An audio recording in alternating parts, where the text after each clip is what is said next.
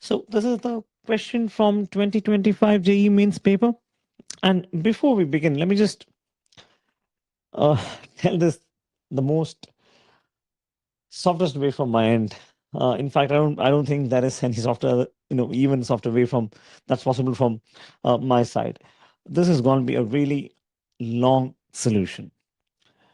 You might be wondering what is so in it to make it really long. Uh, in in in my opinion, right? In my very personal opinion,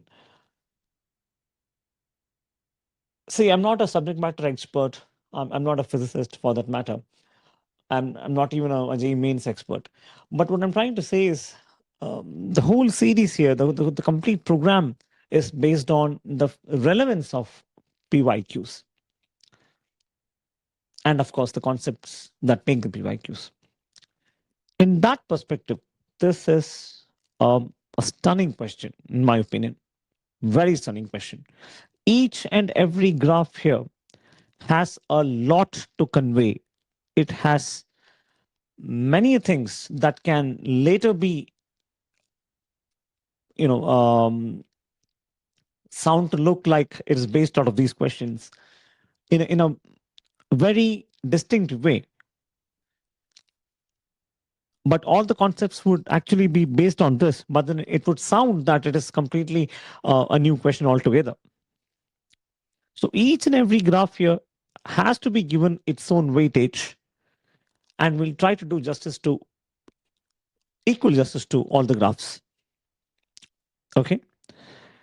So there are some things that would be better understood when we go through the presentation, and some of them has to be written, handwritten, and you might also want to write it down, follow the notes along with me so that things make more sense.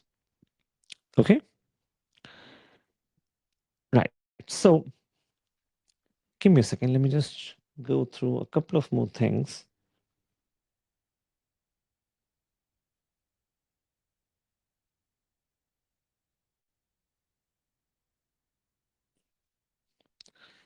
Okay.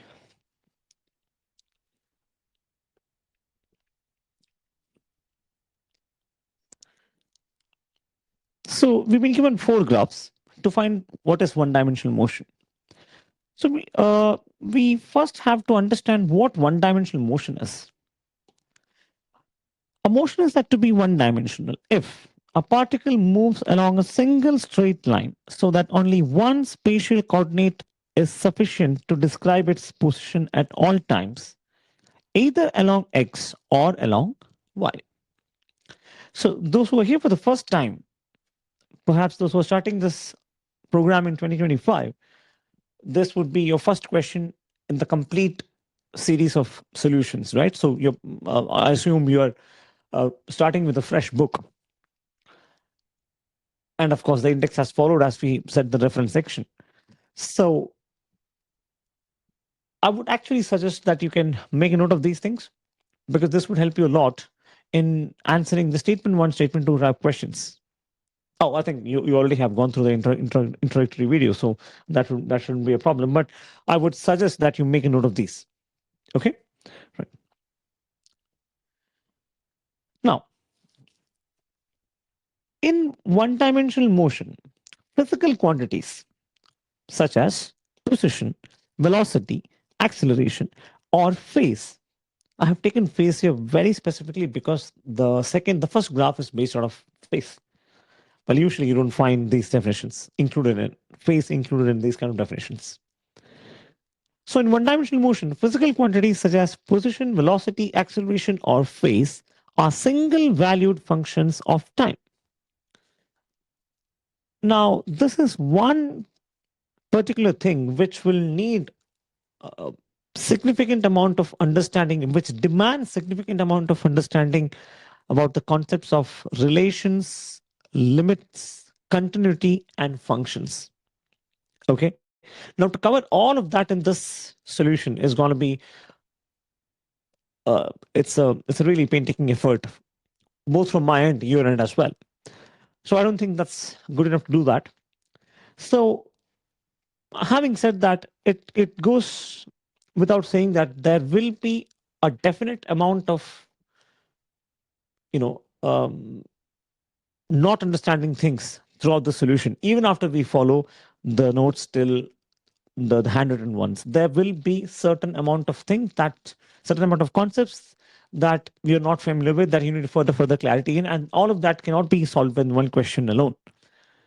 But trust me, after the end of the complete chapter, going through all the solutions, you will have a very good stronghold of the concepts. And then you'll understand, oh, so this is what the first question was all about. This is what functions was being referred in the first question. Okay? Right. Therefore, any given time, each of these quantities has only one definite value. The key point, the key takeaway from this point. Therefore, for any given time t, each of these quantities has only one definite value. Okay?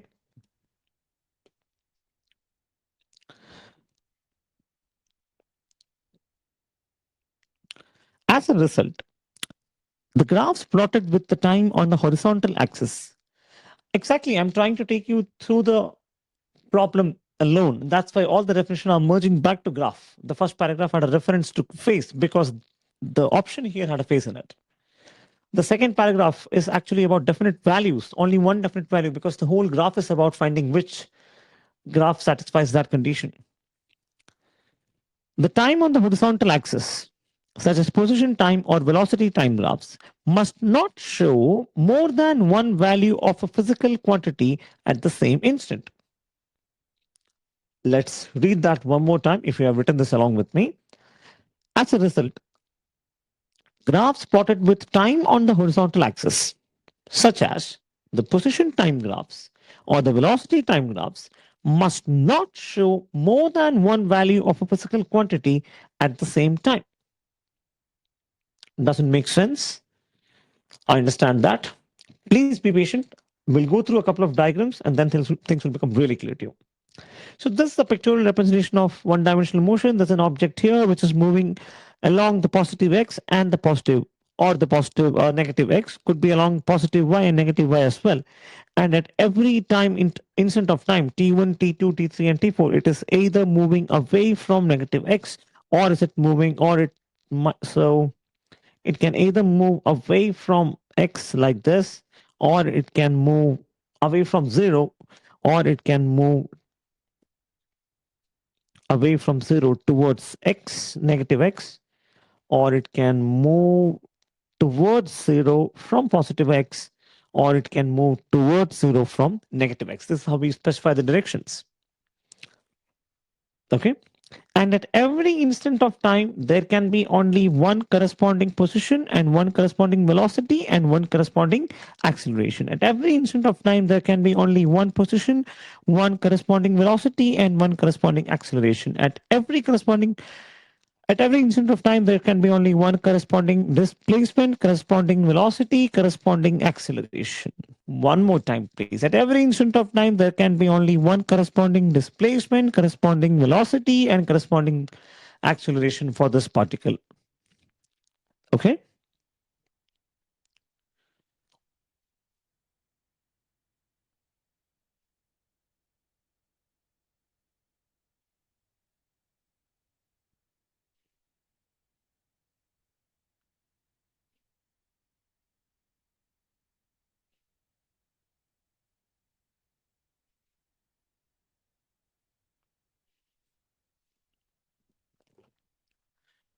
Okay. Now, the particle state at any time can be described by just one variable, which could be either position or phase. Okay? For every time, there should be only one value of phase, something that we discussed right now. Only one value of phase or velocity, which means time corresponding to one phase, or time corresponding to one velocity, time t2 corresponding to another velocity, or maybe time t3 corresponding to another velocity, or t4 corresponding to a new velocity. Okay, so there should be only one specific velocity corresponding to an instant of time. The graph should never loop back or repeat values at the same time. At this point here, the graph should never loop back to repeat values at the same time. This is really important. I would suggest this is the important thing in the first graph, looping back of values. And yes, I'm not saying that I expect very strongly a question from this point here, but something based out of this. Yes, I would suggest that. So these are the graphs we have: space time, velocity displacement, velocity time, total distance, and total time. Okay. So we'll first focus our complete discussion on space time.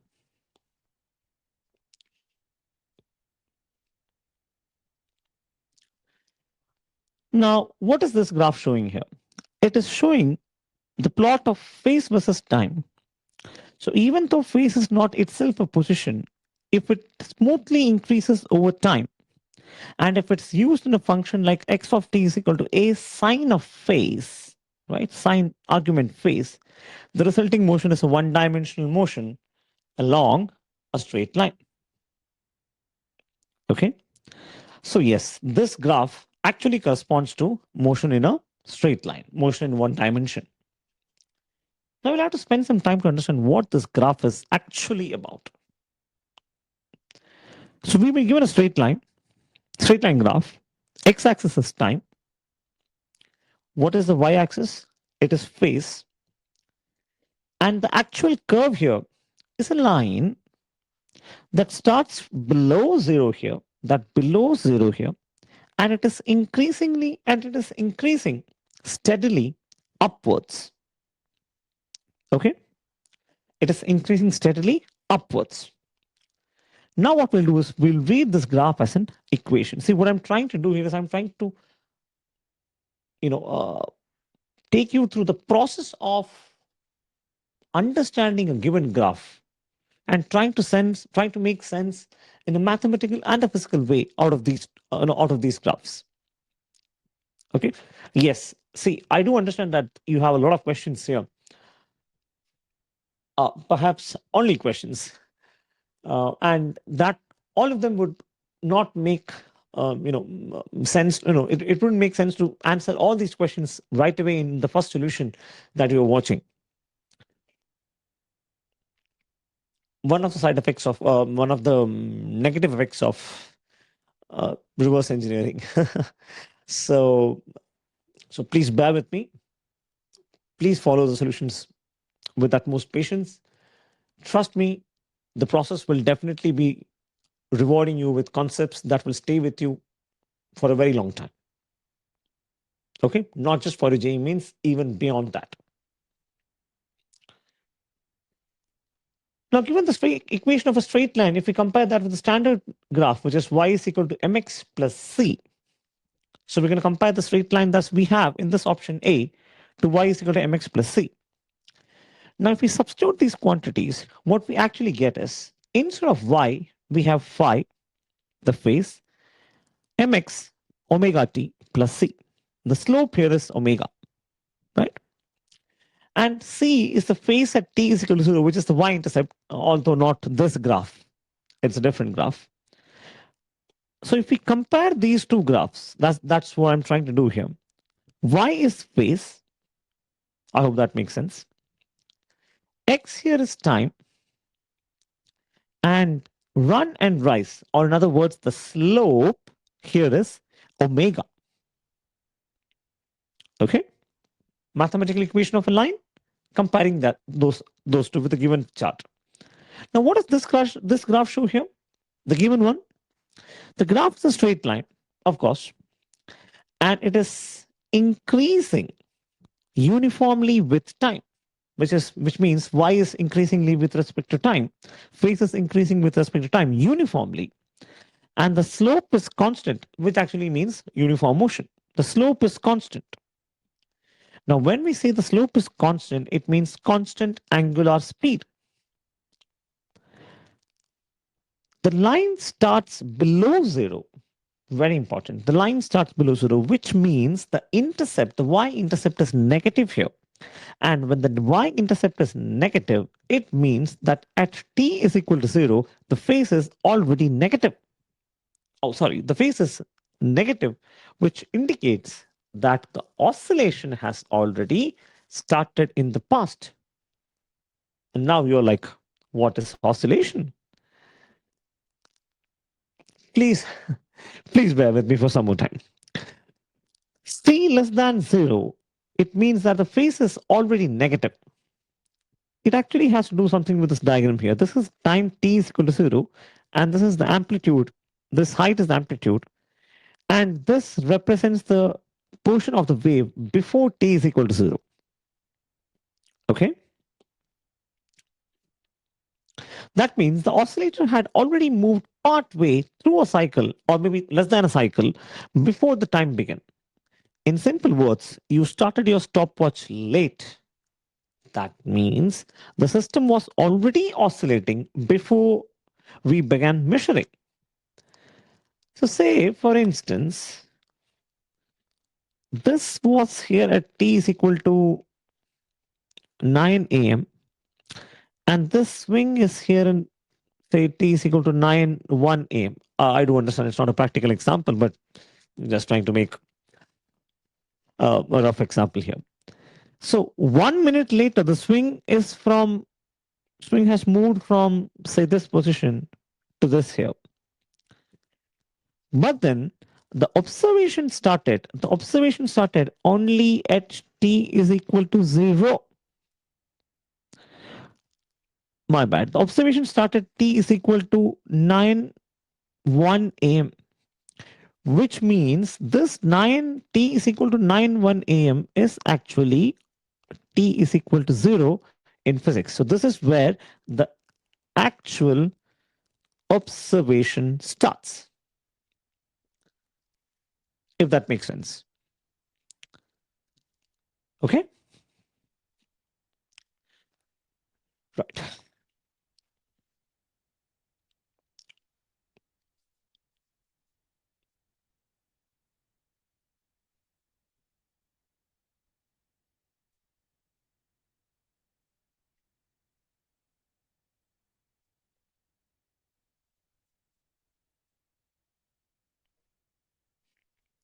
Messy, I do understand. Sorry. Okay. So this is what I was talking about the graph previously. At t is equal to 0, the phase is already negative. That means the oscillator had already moved partway through a cycle, or maybe um, okay, through a cycle is it sounds a bit incorrect there. It may not be always through a cycle. Okay, feel free to skip this part before the time began. So this is when the wave was seen after we started observing it, which is at t is equal to 0. But the wave was already moving before we started the actual observation. Okay.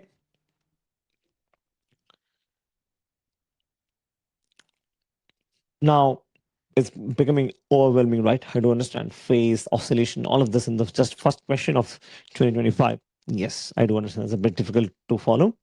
So we have a wave that is moving along the y-axis, right? So we have a wave moving along the y-axis. I'm sorry, moving along the x-axis, which is time. So we started at t is equal to 0. And if you see, and if you note here, there is already some motion.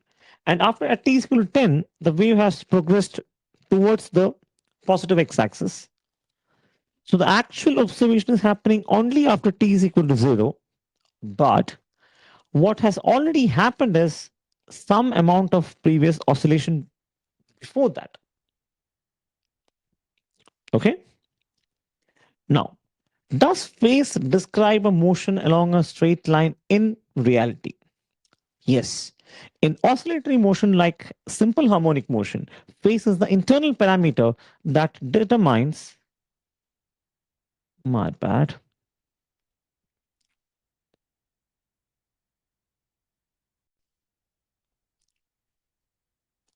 So, in oscillatory motion, like simple harmonic motion, phase is the internal parameter that determines motion along a straight line, like a mass on a spring or a pendulum in a small angle. Okay.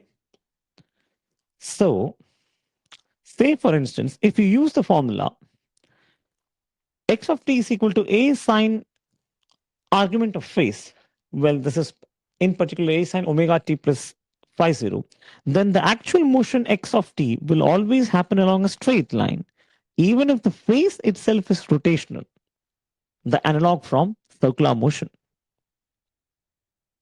Okay. Now, another point to be noted here, if a graph plots position versus velocity or velocity versus acceleration, it can suggest, not always, it can suggest 2D, two dimensional motion or more, something that we don't need now. We'll discuss this in detail while we go through the topic motion in a plane. Okay, but this is definitely relevant to the given question here.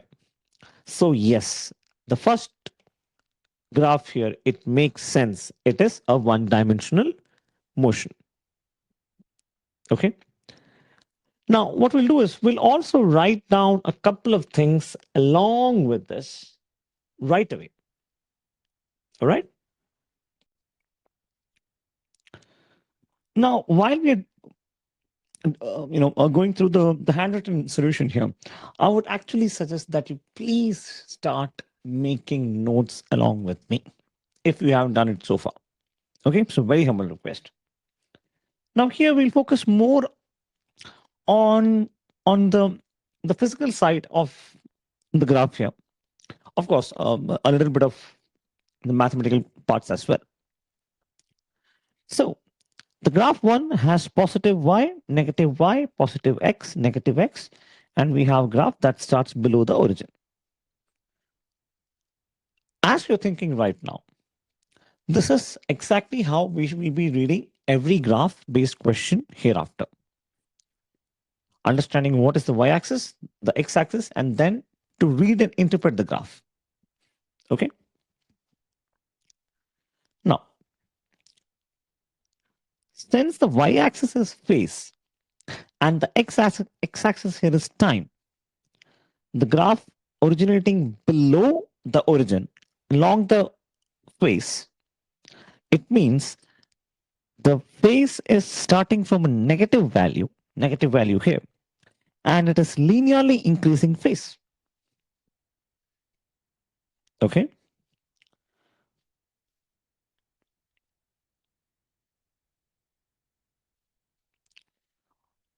Now, as a note here, see, I'm assuming that most of us who are here are beginning your class 11 curriculum with this question for your 2026 practice or 2027 practice. Now, I'm not trying to take you through many different topics which you haven't started yet and trying to overburden you with it. No, I'm just trying to tell you that every question in the JEE mains, for that matter, any exam related to the class 12th, the entrance exam series, particularly to JEE mains, the questions asked this year, 2025, this will be very relevant as a base for the questions for next year. I hope that makes sense. Okay, which means each and every question itself is a potential question as a similar question recurring the next year, or the options within a question can be an indirect indication of a similar question based out of that option. And that is the reason why we explore every option. See, of course, not all numerical options. Say for example, if you have four different options in a question, minus 2.0, minus 2.1.0, or maybe minus 2.1.3, things like that, we never go to the options then.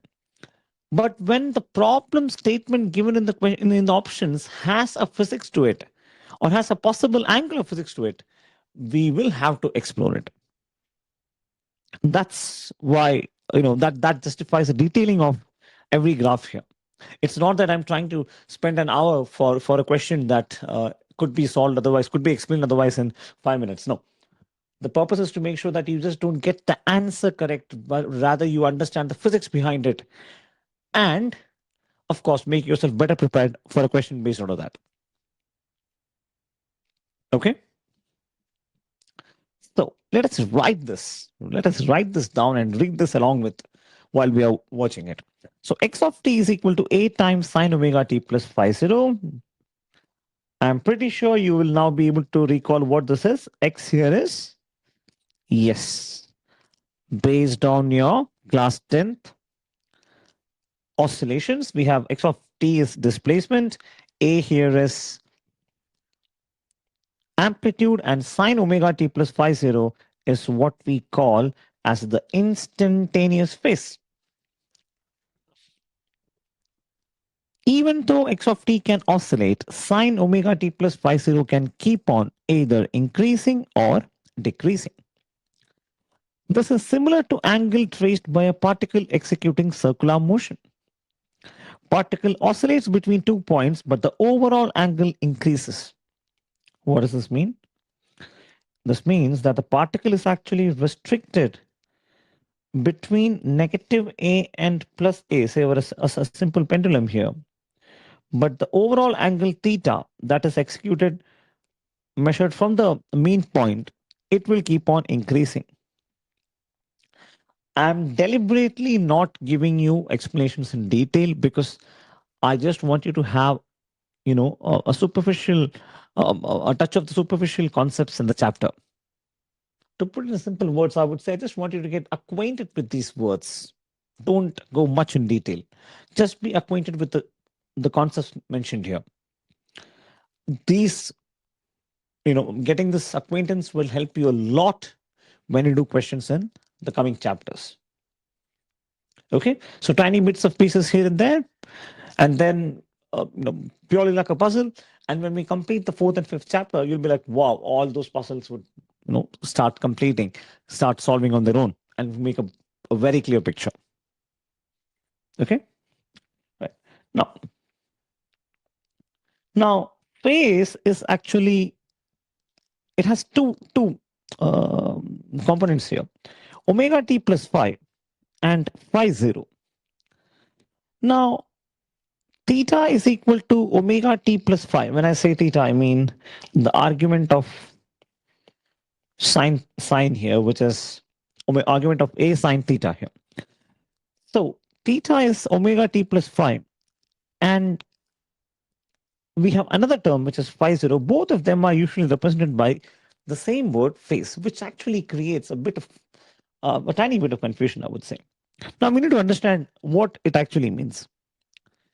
When we say theta is equal to omega t plus phi, we are referring to the instantaneous phase, which means phase at a particular instant of time, general instant of time. And omega t within this comes from passage of time, which means as time increases, omega t increases as well. Or if the value of omega is decreasing as time increases, omega t would decrease as well. That depends upon whether omega is increasing or decreasing. Okay. Now, phase phi 0 is actually the initial phase. Is the initial phase. It comes from the initial conditions. It depends on the initial position. It depends on the initial velocity and direction of motion. Okay.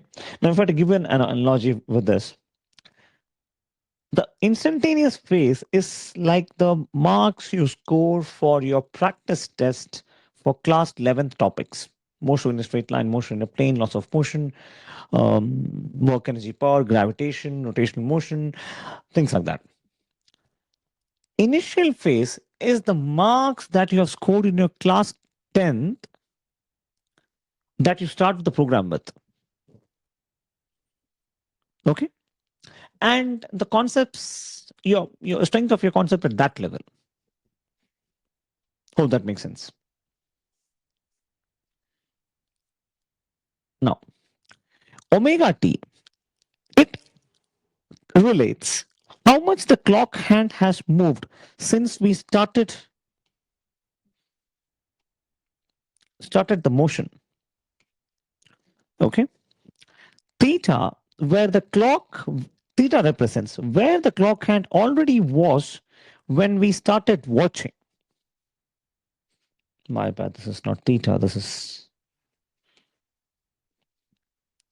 phi 0. When we started watching phi 0, how much the clock hand has moved since we started motion, omega t, or we since, I think it's a better word, we since we started watching the motion.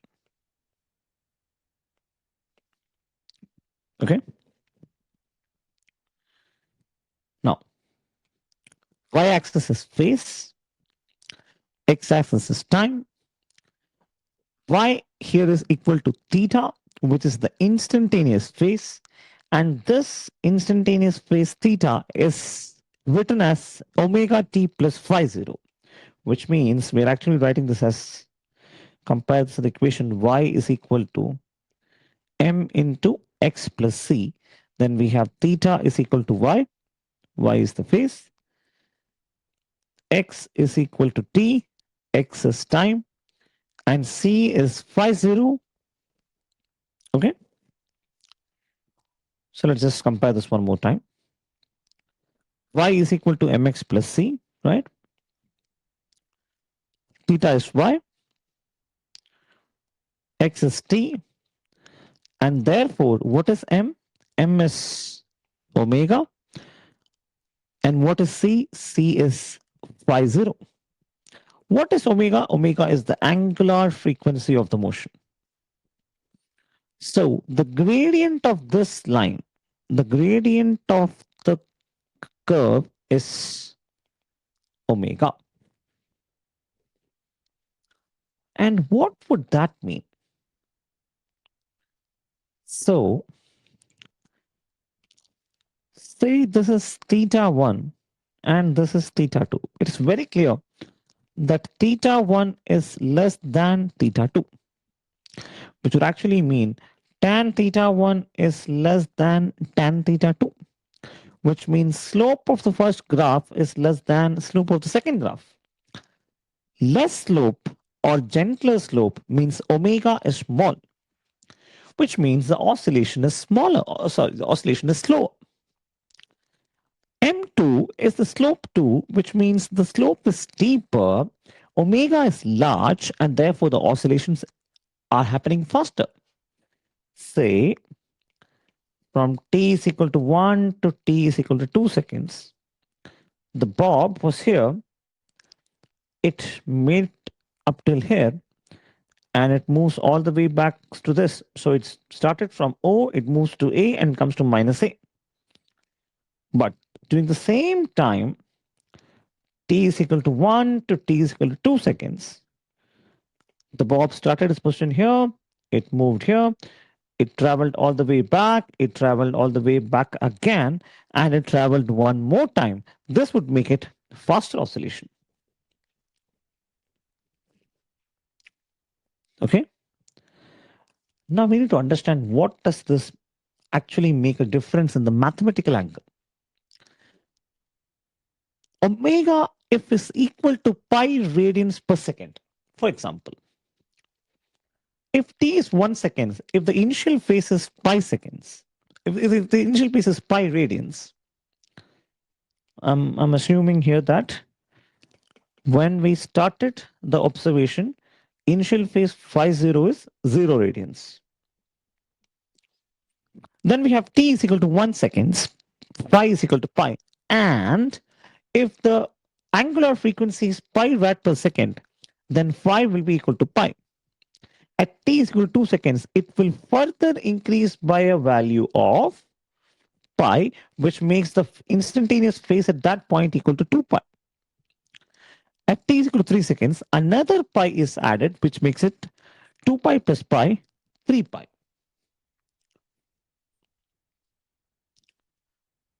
Okay. Almost analogous to say v is equal to u plus at, right?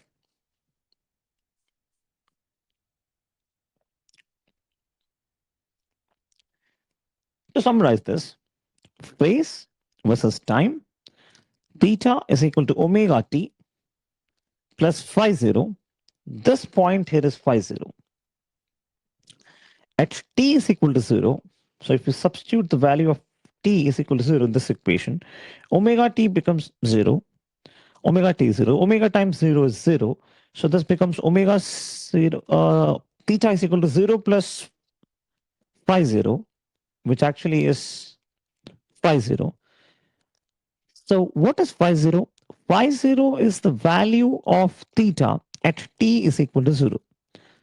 In this axis, which is the y-axis, what is the value of x? The value of x is equal to 0. What is x? X is t. So when t is equal to 0, the value of y is what we call as phi 0. Okay. Now let's just try to visualize instantaneous phase one more time. We know theta is equal to instantaneous phase and x of t is equal to a sine omega t plus phi or a sine theta.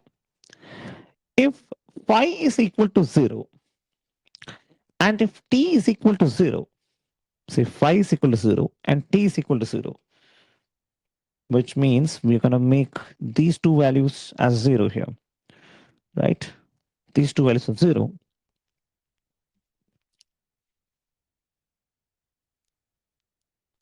That's a minor mistake here, my bad.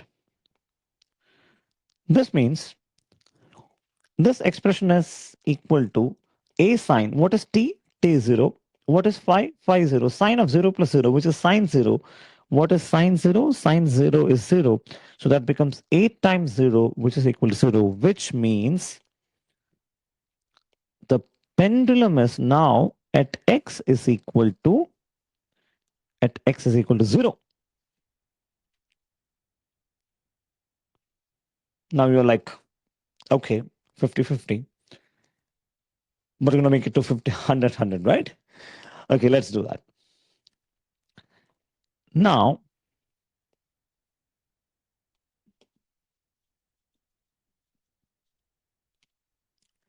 x of t is equal to a sine omega t plus phi. Phi is pi by 2. Time is 0. So this transforms to sine t is 0. So that becomes 0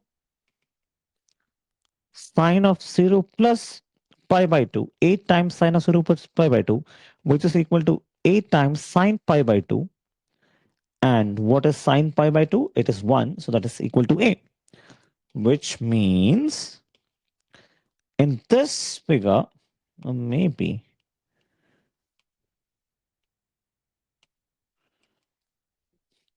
you can place it like this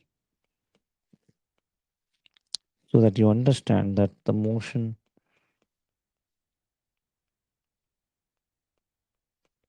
right? Yeah. So it actually means that the object is on its path like this. Okay. Now, some of us might be having a question here as soon as I say towards its path like this. And what would the question be? Okay, let's look at that in a while. Now, if time is equal to 0 and phi is minus pi by 2. Oh, my bad. My bad. My bad. I was trying to trick you. Instead, I got tricked myself. This is wrong. Please, if you have made note of that part that I've mentioned here, please erase it out. Okay.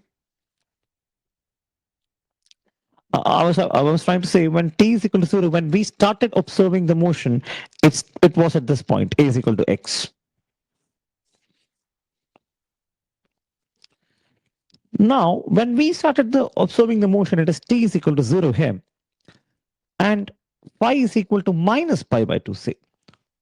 So that mean, it would mean that a is equal to, sorry, x is equal to a times sine a times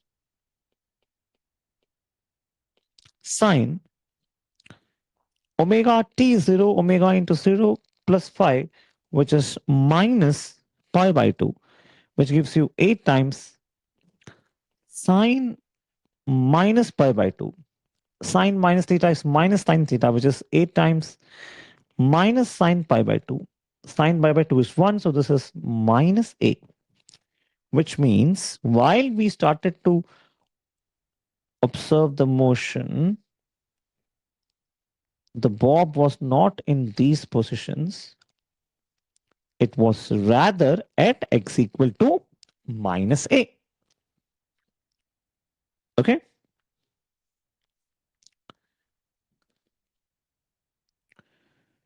Now the question,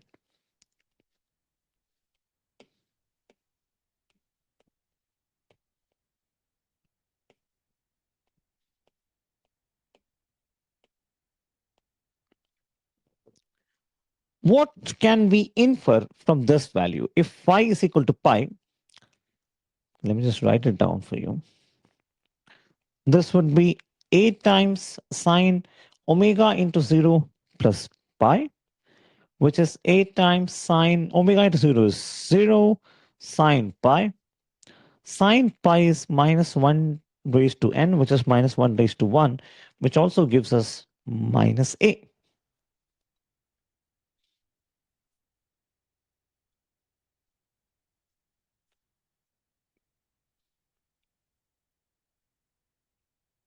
Oh, sorry. Cos n pi is minus 1 raised to n. Sine n pi is 0. My bad.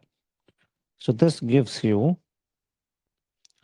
0 again, right? This gives you 0. So x of t here is again equal to x of t is equal to 0.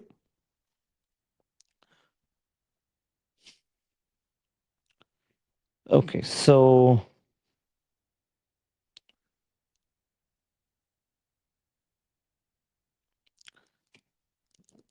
the whole point of this drawing the graph was to explain that at t is equal to 0, if theta is equal to phi 0, which is a negative value, it actually means that the object is already in motion. Or, in other words, the motion has started even before we actually started the observation. Okay, it's very hard to make sense out of the pendulum experiment here unless we watch it as an animation, which is something that we will do in detail in simple harmonic motion, not here. However, if you wanted to visualize things, let me just give you a very simple example here. We know that time is equal to 0. Time is equal to 0 actually means not when the motion started. Time is equal to 0 means when the observation started, right? So start of observation is actually what makes t is equal to 0 and not the beginning of actual motion in itself. Okay. Likewise, phi 0 is the phase of the motion corresponding to t is equal to 0. And swing was already in motion. It was in the main position. Somebody pulled it and released it. It went. Okay, I don't know how to figure this out. I hope that makes sense. It was swinging around like this, left extreme, right extreme, to and fro. Okay. Now, while this is happening, we started observing the motion when it was at this position. Say, position, this is A, B, C, and D. Now, what is the initial well, what was the actual position when the motion started? The actual position when the motion started was like this. The swing was actually like this. But when we started observation, it was already in the left extreme. Okay. So in this case, at t is equal to 0, phase is already negative. It means the motion has already started. The motion has taken place even before we started the actual observation. Now, after following, after watching this much, if you feel that after this is too much, if you're like, I don't want to learn simple harmonic motion in this chapter, leave it right away. Don't spend much time on this. But if you like, I've got some idea or maybe a bit of clue about what oscillation is, what phase is, that was the purpose I intended here. The purpose is not to explain phase in detail. Trust me, we have very detailed solutions, animated sessions, and interactive questions that will help you understand phasing better when we discuss oscillations and waves in detail. Not here. So the purpose is just to give you like a taster session, just to give you a bit of a glimpse of what oscillations and wave look like, and that the graph here, phase and time, doesn't come out of reference. It is very much relevant, in fact, significant when it comes to not just to motion in a straight line, but also to other chapters as well. Now, as we go to the second graph, we'll come to we will come to the realization that although the question appears to be printed in textbooks as motion, a question from motion in a straight line, it is actually covering 2 to 3 chapters, and therefore it becomes important not just for the JEE mains, but also for IIT Advanced. And that is why the JEE Advanced, the IIT level questions, and that is why we are spending this much of time here. Okay. All right, thank you. Now let's move to the next graph, which is a velocity displacement graph.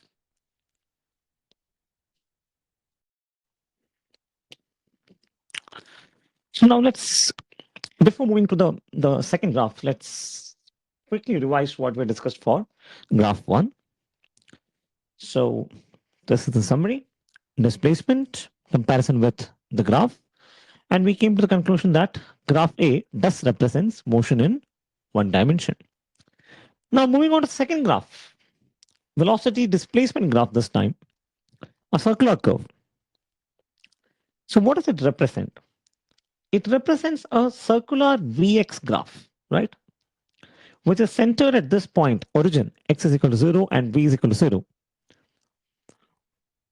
Of course, the axes are velocity along y-axis and displacement along x-axis.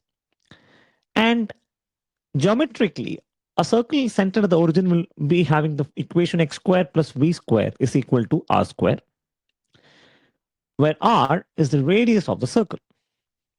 Okay. Now,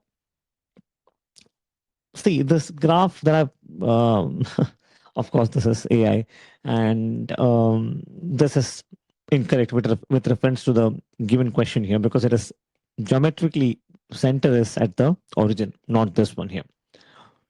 But anyway, that doesn't affect our uh, understanding about the graph here. For every x comma v point on the circle, the sum of displacement squared, the velocity squared is a constant, is what this means. Which means if you find a point here, find out the v value and the corresponding x value and square them and add them, that should give the same value as of a point here. For that matter, every point of the circle. Okay. Yes, we are trying. Like I said earlier, we're trying to make sense out of both maths and the physical part of it. First, maths part. So for every x comma v point, the sum of displacement squared and velocity squared is a constant, like we discussed. Now,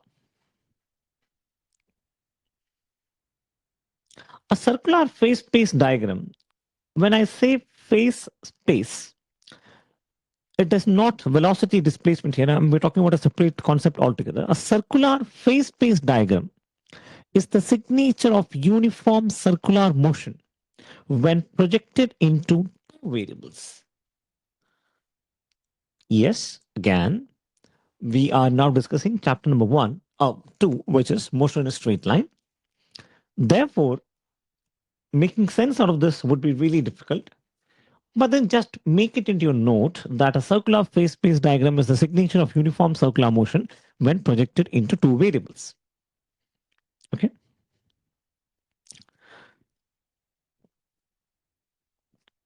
Most importantly, a circular curve in x comma v space means the system has two independent variables which are changing together.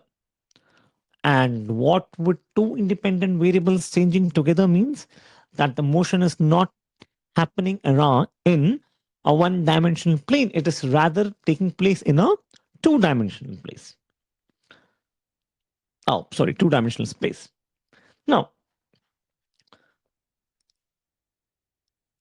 if this graph has to make sense in one dimension, or maybe if this is a graph which is trying to um, portray two different variables, this should represent a two-dimensional motion and not a one-dimensional motion.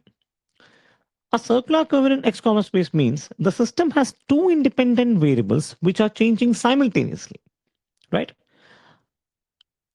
In contrast to one dimensional motion, where displacement is the only spatial variable, or for that matter, it can be velocity or acceleration, but only one variable changes with respect to time. Okay, not two of them changes. Now, they are not independent in the way required to produce a circle, the geometry of it. But there is a different question coming along with this. Can a one dimensional motion produce a circle in a Vx space? Now, this is where I I slightly disagree with the question here. See, I'm not a physicist, and I'm I'm time and time again I would like to assert on the fact that I'm not a physicist. I'm not a teacher, a qualified teacher as well. What we are trying to do here is to make sense out of the given questions here. Having said that, when the question is itself is not so clear to us, or the question itself may have certain aspects of um, missing information or maybe inaccurate information, there might arise corresponding error in analyzing the question as well. To make it short, improper questioning would lead to improper answering, right? Incomplete questions cannot be made sense to find a proper solution. I'm not saying that this question is incomplete here. I'm just saying that since I didn't find the option to be, um, very straightforward, the explanation would actually make a bit of confusion. There are many textbooks which says that, or at least not many, I would say at least one or two textbooks which says that option B is incorrect. And JE Mains has published the key, the NTA has published the key which says as A, B, and D are the correct options here.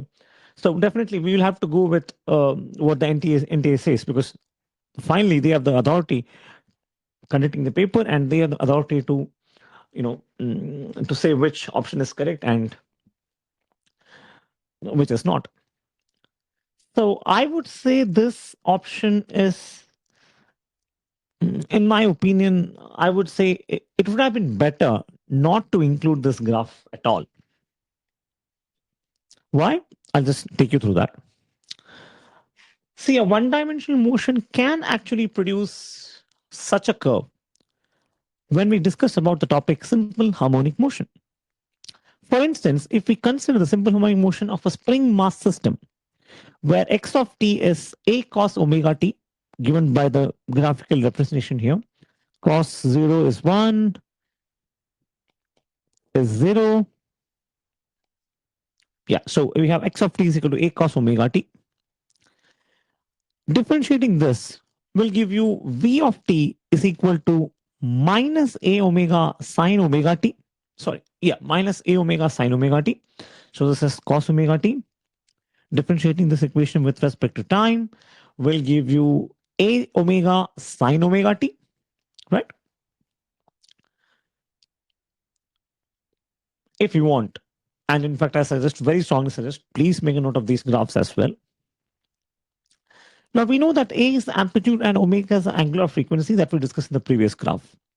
If we square these two expressions, we get x square is equal to a square cos square omega t, and v square is equal to a square omega square. My bad, this is correction is omega square sine square omega t. Now, are these variables familiar, x square and v square?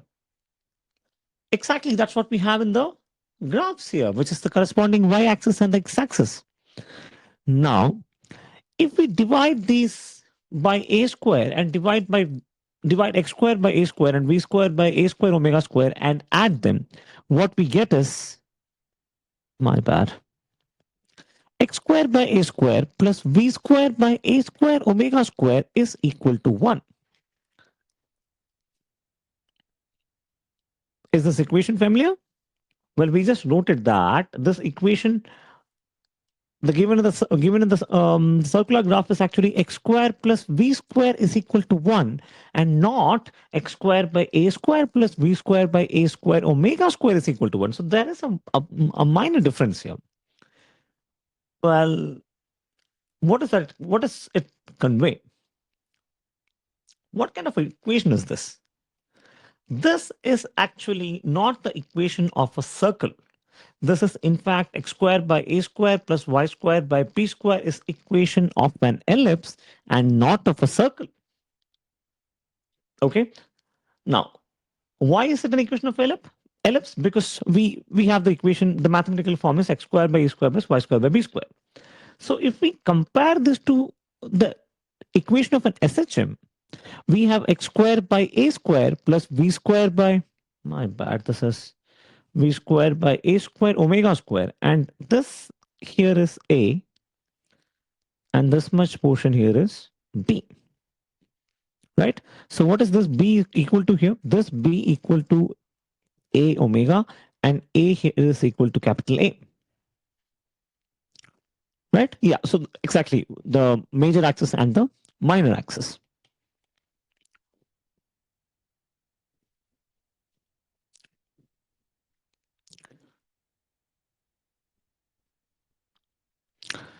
So a and b represents the major and the minor axis. We know that. So a is equal to amplitude, this portion here, and b is equal to a omega, the with the vertical axis here. Since omega is not okay, now see, I don't want you to make a note of this one, since omega is not equal to 1 in general. That actually doesn't make sense. My bad. Yes, it is an error. I stand corrected here. Please neglect this one. Okay. You might be wondering, why is the ellipse vertical here? Because maximum displacement is a, and velocity is a omega, which is this vertical region here. So velocity a omega is omega times displacement. This is displacement, maximum displacement, and it is omega times, which means it is increasing. It is multiplying by a factor of omega, and therefore the y-axis will be more than the x-axis. That is why the graph is stretched along the y-axis. Now, if the given question in the JEE mains was a graph which is vertically stretched, I think that would have made absolutely no objection.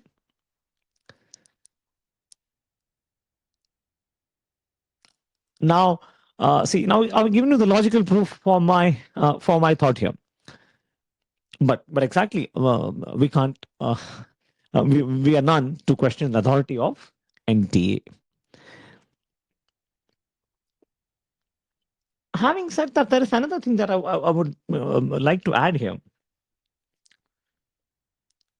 Although SHM is not a circle naturally, because we know that x square plus b square is a constant, is a circle. Rather, in the case of SHM, we get a ellipse, which is vertically enlarged. Now, there is a way to make this into a circle. It's actually called a scaling of axis, wherein what you do is you divide the velocity term by omega square and then make it x square plus v square is equal to a in the form of x square plus v square is equal to a square. Okay, let me just tell you that. This actually means, this equation actually means that the velocity values and displacement values do not have equal weights. Why? Because x squared by 1 and v squared by omega square. This is actually what causes the velocity to be stretched along the y-axis. Now, can we make the stretching uniform to both x and v so that we can convert this velocity displacement from an elliptical shape to a circular shape? Well, that's what we're trying to discuss here. It can actually be done.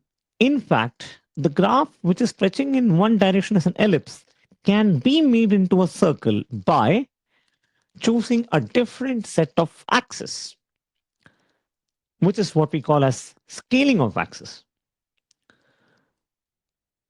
So what we do is we introduce new variables instead of small x and small v. Here we introduce new variables, which is along the x-axis as displacement by maximum displacement and along the y-axis by velocity by a omega. So to put it into simple terms, we divide x by a and then plot a new x-axis. We divide v by a omega and use this as a new set of values to plot the y-axis. And what difference does it make? What it does is the equation of the simple harmonic motion, which was earlier an ellipse, now becomes x square plus y square is equal to 1, which is now the equation of a circle and not of a ellipse. Okay.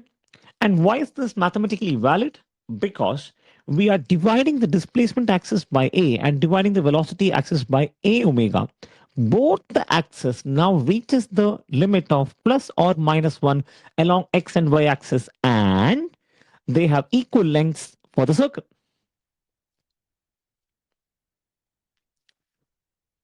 Okay. So I have shared my opinion on this graph here. I've also told you why is it a bit confusing. Why is it not? I know it's kind of a gray question, a gray option, I would say. I've given you my opinion on that.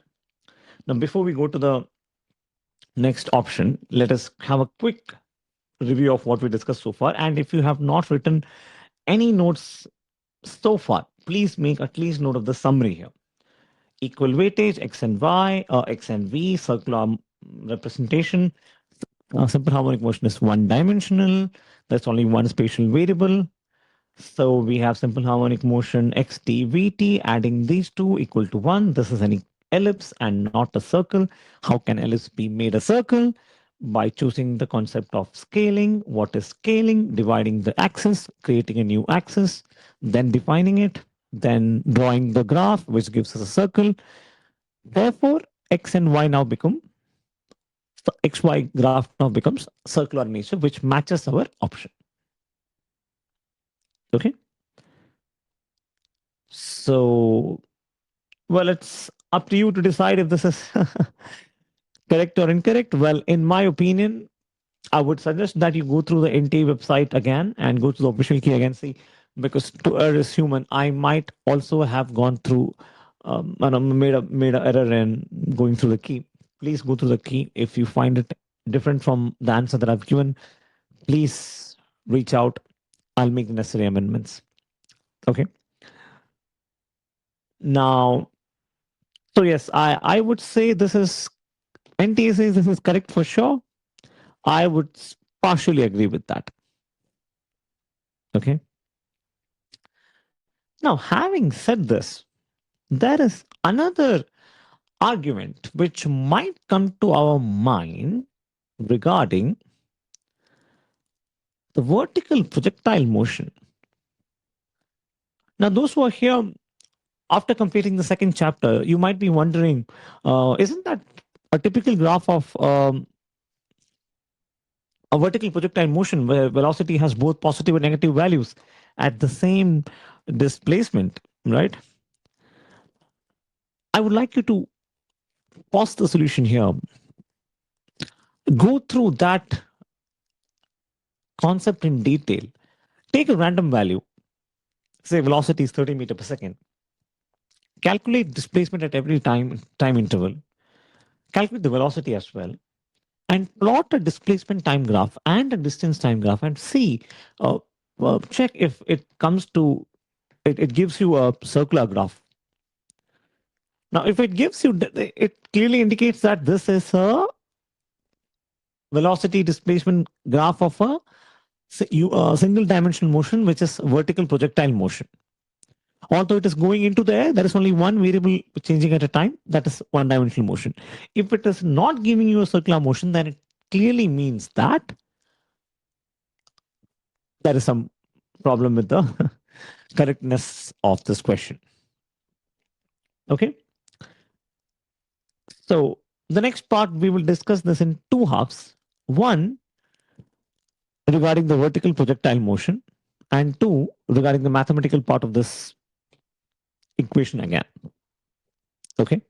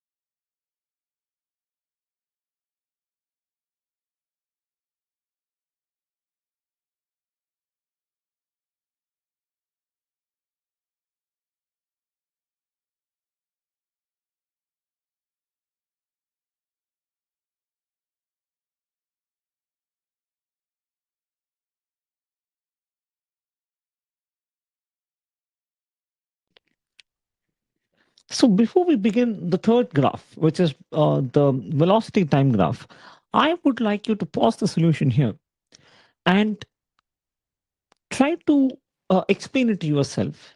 The analysis of this graph, velocity time graph, exactly the same way we did for the velocity displacement graph.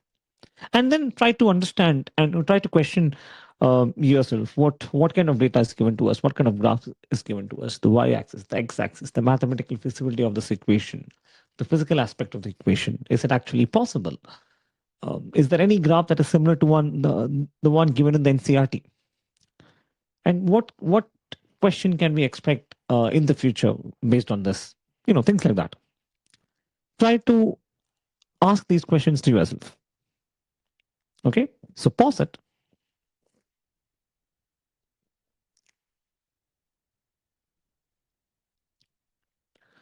So what does this graph represent? We have a circular graph here, right? Now,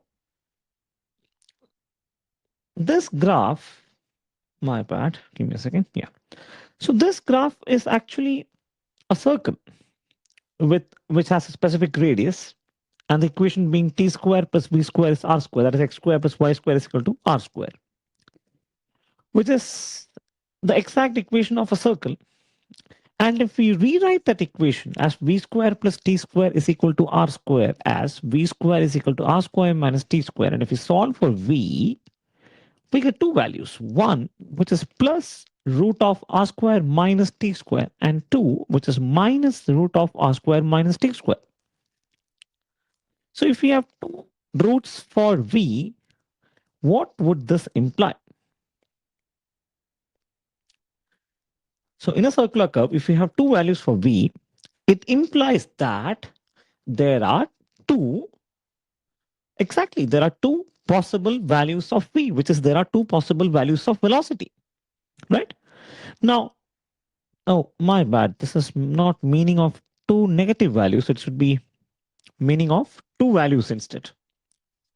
I stand corrected here. Please, while if you're taking it down, please make sure you don't write this one down. It's only meaning of two values. Okay, so the meaning of two values is that we have two individual values of velocity. From the point of view of a of a mathematical analysis here, for each input t, we get two corresponding velocities of v. For each input of time, we get two velocities of two corresponding velocities, which means this graph is practically not possible. Why is it practically not possible? Because because at one instant of time, it is physically impossible to get two values of velocity, one being positive and the other being negative. So if I were to draw a line here like this, it means that at this point of time, at this instant of time, we have the one object having a positive velocity and the same object having negative velocity as well. So that's not practically possible, right? Okay. Now, again, we are talking about the mathematical aspect here.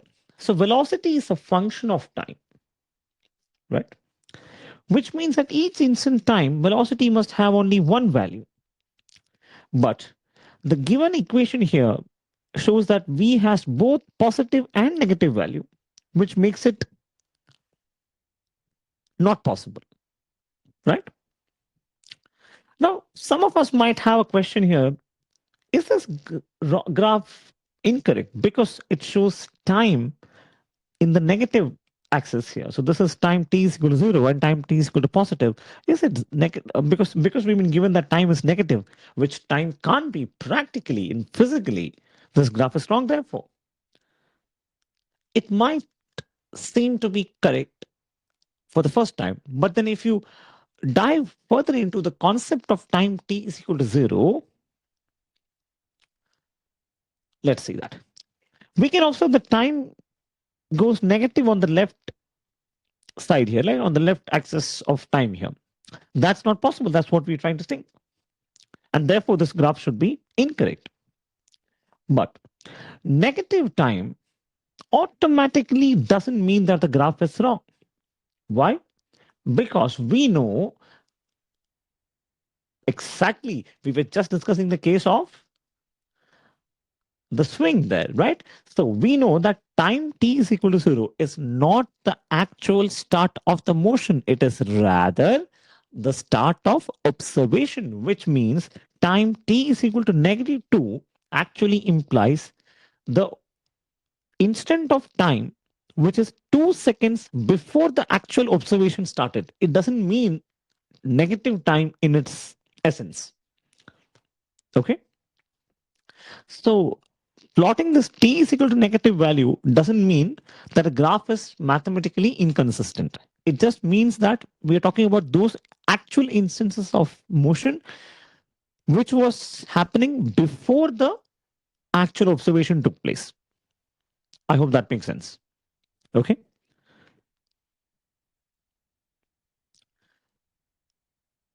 Now, if you observe t is equal to minus 2, it just means this is something that happened 2 seconds before we actually started measuring the motion. It's like rewinding a video. It is still real, but it happened some time before. Okay. Now, there is something in addition to what we have discussed so far. If we differentiate this equation, t square plus v square is equal to r square, what we get is d by dt of, okay, let's make it quick here. 2t plus 2v is equal to 0.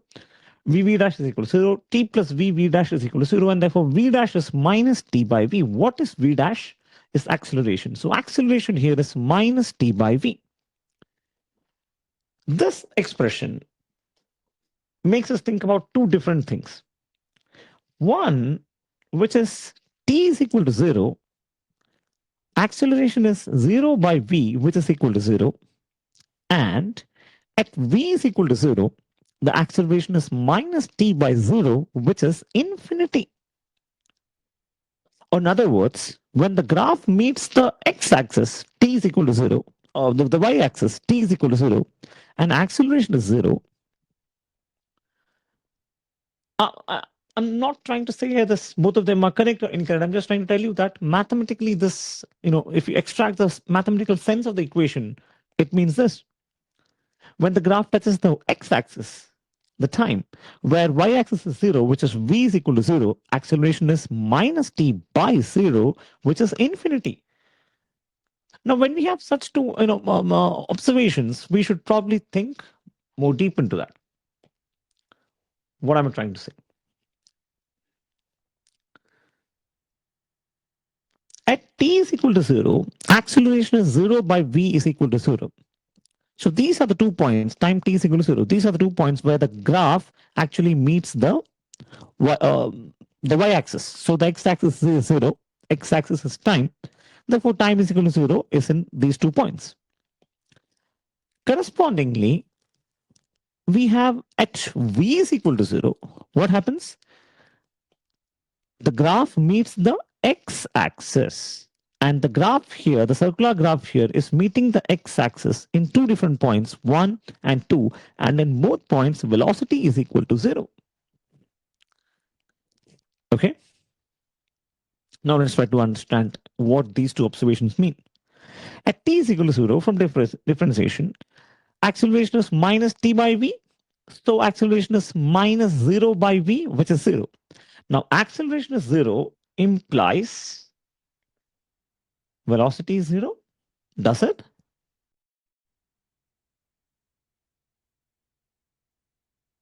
Zero actually.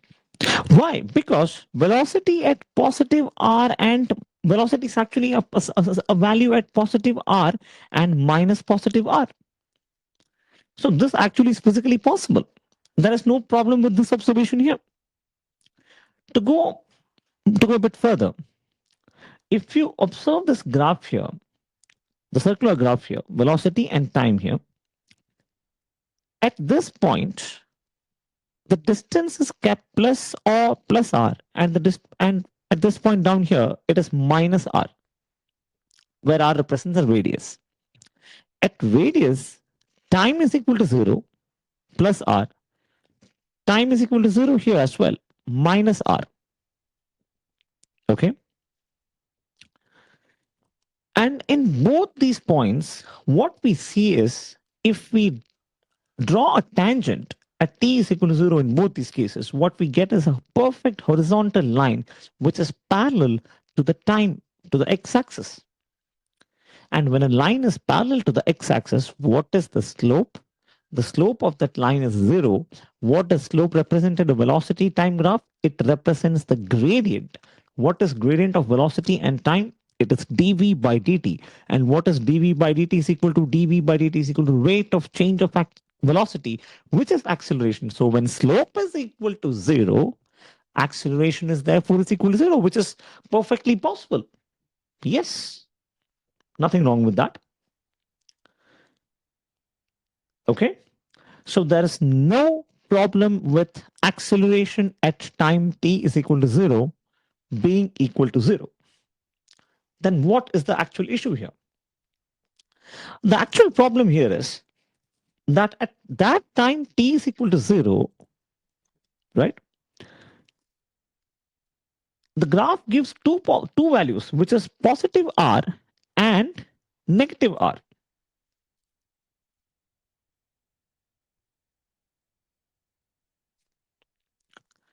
And for one body to have two velocities at the same instant of time is practically not possible. Now, if we were to dive into the mathematical part of this, in real one-dimensional motion, velocity must be a single valued function of time, single valued function. It should be continuous. And if the function is not continuous, exactly something that we have discussed in the basic tools, right? So a particle cannot have two velocities at the same time. Now, the other side of the other thing that we need to think about is at v is equal to 0, which is when the graph meets the x-axis, differentiation a is equal to dv by dt, a is equal to minus t by v, and therefore when v is equal to 0, this is a is equal to minus t by 0, and anything by 0 is infinity, right? Or undefined. Now, when we have undefined, it actually means that if you draw a tangent there, the slope of that tangent is infinity. Slope of a tangent is infinity, which means slope of the velocity time graph is infinity. What is slope? It is gradient. What is gradient? Gradient of the velocity time graph is acceleration, which means that at these 2 points, the velocity of the rate of change of velocity of the object was infinity, which means acceleration is infinity, which is not practical in any real physical system. Okay. So that's another reason for rejecting this graph. So just a quick summary. T square plus v square is r square is the equation of the circle that is given to us, which gives us two possible values of velocity. And two possible velocities at the same instant of time makes it impossible. Negative time is allowed doesn't mean time in negative in its absolute sense, but it means that when we say t is equal to 0, the actual observation was started at t is equal to 0. There is actual motion that is happening even before t is equal to 0, right?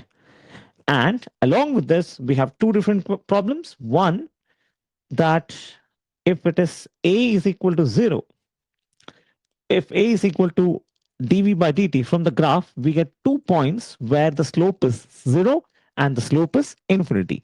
Slope is 0 is valid, but slope is infinity is not valid. So you can't make two analysis, two observations, one which is physically possible and the other which is physically impossible from the same graph at the same time. Hope that makes sense. There might be a little bit of lack of understanding here. Don't worry, when we go through the written part of this, it will make more sense. Okay. Now, we know that the velocity time graph here is circular in nature, which means it should be of the mathematical equation x minus a the whole square plus y minus b the whole square is equal to r square. And if this is the origin here, x minus 0 square plus y minus 0 square is equal to r square, or x square plus y square is equal to r square, right? So, as we did for the previous case, the one with velocity displacement graph, we'll also try to understand the dimensional consistency here.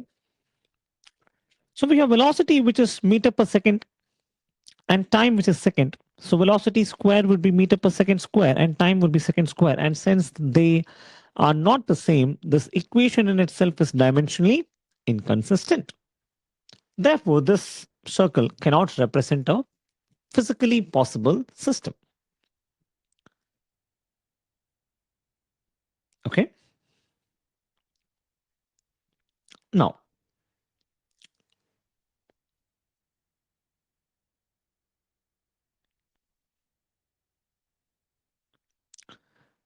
there is another aspect of this graph here, which is something we should discuss in detail that I'm not going to do here. Instead, I will do it in detail as a different solution because we need to understand the vertical projectile motion, not just a projectile motion, vertical projectile motion in particular. So there's an, some of us might actually think in vertical projectile motion at the same displacement or at the same, at the same displacement, two possible velocities, one positive and other negative, are possible.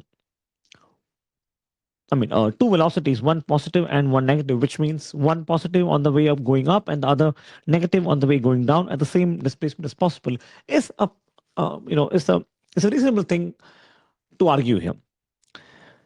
So I don't want to go into the detail of the vertical projectile motion in this solution. We will do that right after we finish all the options here, which means including option D, the graph D. Okay. So hold your thought for a while and we will discuss and make sure that you get your concepts really clear.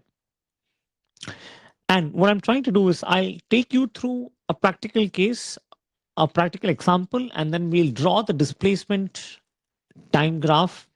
We'll draw the velocity displacement graph and the distance time graph, and then see, which kind of graph do we get.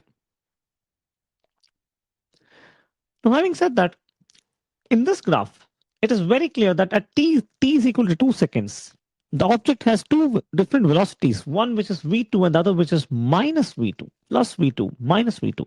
Now, this violates that v of t must return one value for each time of t. Okay. Trying to explain the same using the mathematical equation of the curve here, we have t squared plus v squared is equal to r squared. How? Because x squared plus y squared is equal to r squared from that. So x is time, v is displacement y. So we have t square plus v square is velocity. V is velocity y. So t square plus v square is r square, and therefore v square is equal to r square minus t square, and v is therefore plus or minus root of r square minus t square, which actually gives us two values, which is plus root of r square minus t square and minus root of r square minus t square. Okay.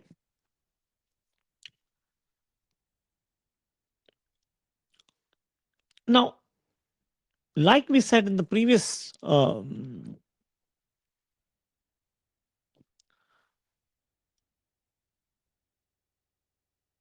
concept, that regarding the validity of pointing out that these are negative values, t is equal to -1 and t is equal to -2. Now, t is equal to -1 and -2 doesn't mean the absolute meaning of time. it actually means that the observation started at exactly t is equal to 0, and the actual motion was even taking place before t is equal to 0. Therefore, t is equal to minus 1 and t is equal to minus 2 represents the actual motion that started much earlier. Okay. So this was something that we discussed the previous one graph earlier as well. So we have at t is equal to 2, the actual time is 10 a.m. At t is, oh, this is not 2, it is minus 2. At t is equal to minus 1, the actual time is 10 a.m. Or I would actually say, to understand this better, time on the clock is 10 a.m. Time on the clock is 10 a.m. Time on the clock is 10 a.m. But time on the stopwatch, right? The stopwatch here, that stopwatch now says time t is equal to 0, which means it is now that the actual observation has started. So 10 is equal to t is equal to 0 actually means the absolute time as 10. Well, I shouldn't be using the phrase absolute time. That doesn't make sense physically. So the the time on the clock was 10 2 a.m. and the time on the stopwatch is t is equal to 0 seconds, where the swing is already in motion. And at time t is equal to 1 seconds on the stopwatch, the time on the clock is 10 3 a.m. and the swing has reached the right extreme.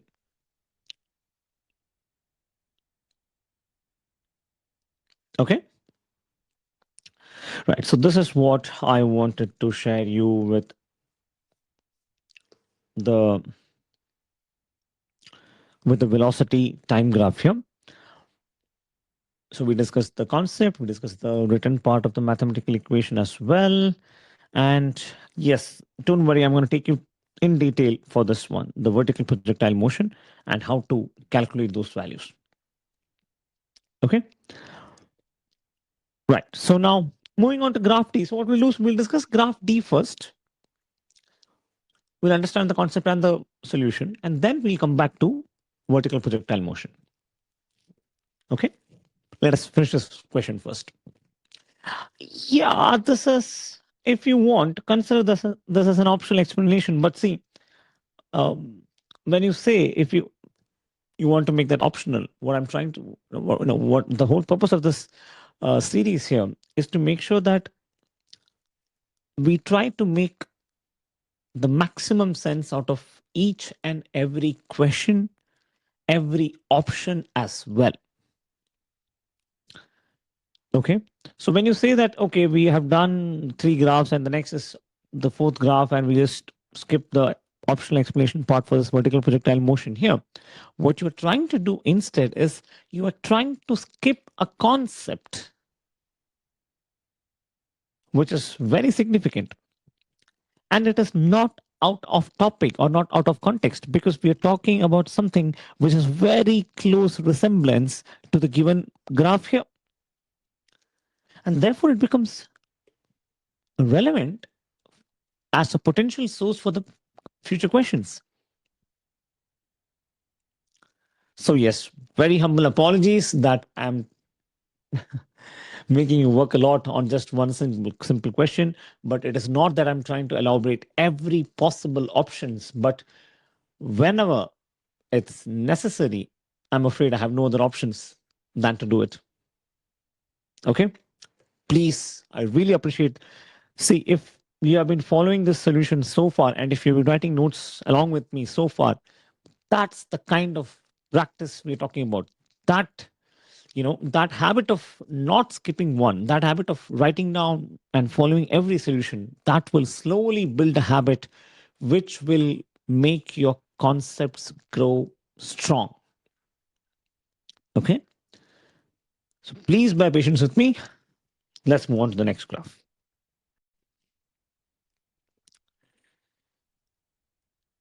Now, in option D, we've been given the total distance like this versus the time, right? So on the y-axis, the vertical axis, we have total distance, and on the x axis, we have time, and the graph originates at 0. The curve never goes downwards. So you might see here it is bending a bit, but it's not coming downwards. It's still climbing up.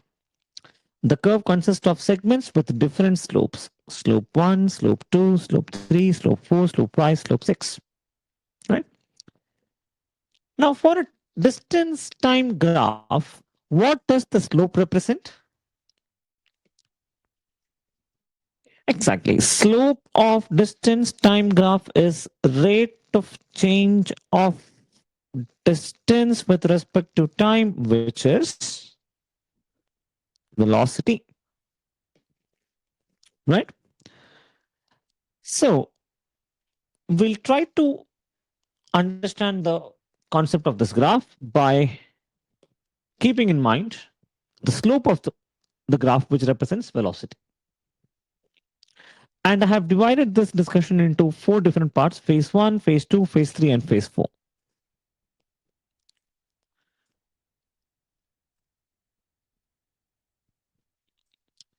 So,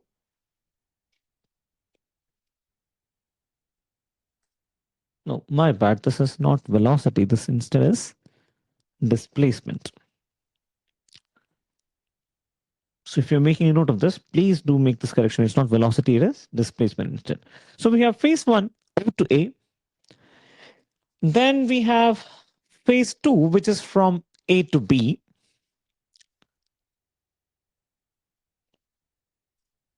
Phase 3 will be from B to C, BC. And then CD, which represents phase 4. So we'll have to make note of all the points in these 4 phases. Starting with phase 1. So what happens in phase 1? From O, which is the origin here, the graph has an initial rise, which is very steep. And this implies that distance increases quickly with time. So within a short span of time here, distance has gone very high. Okay. And what does this mean in turn? This means that the object has started moving immediately after the observation started. And for the distance along OA, the speed is relatively high and motion is continuous because there is no break at all. It is continuous. Okay. So if you were to compare, make an analogy here, it would sound like this. You start walking fast as soon as the stopwatch starts. Walking fast, more distance in less time, more distance in less time. Stopwatch starts, t is equal to 0. Okay.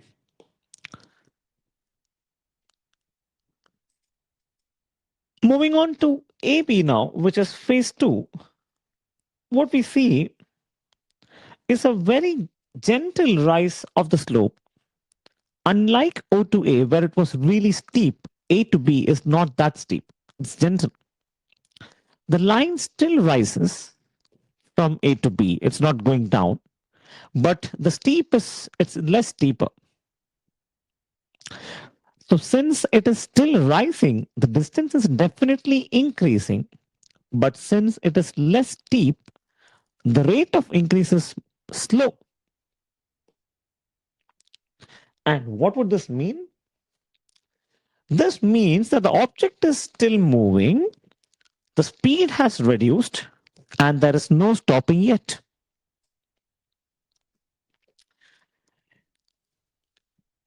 To draw an analogy here, we can compare this after walking quickly from O to A.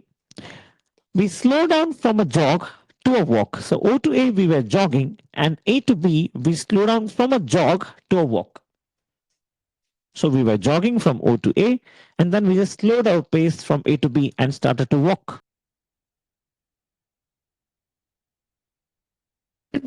Now, if we Move on to the next one, which is phase three from B to C. What we see again is that the rise is more steeper here, as we had in O to A. And there's a sudden increase in the slope as well. Therefore, distance rises faster again. And what would this mean? This means that the speed is increasing again. Possibly it's due to acceleration. Motion is, well, see, this doesn't make sense. Possibly acceleration occurred earlier. My bad. I stand corrected here. Please don't make a note of this one. Okay.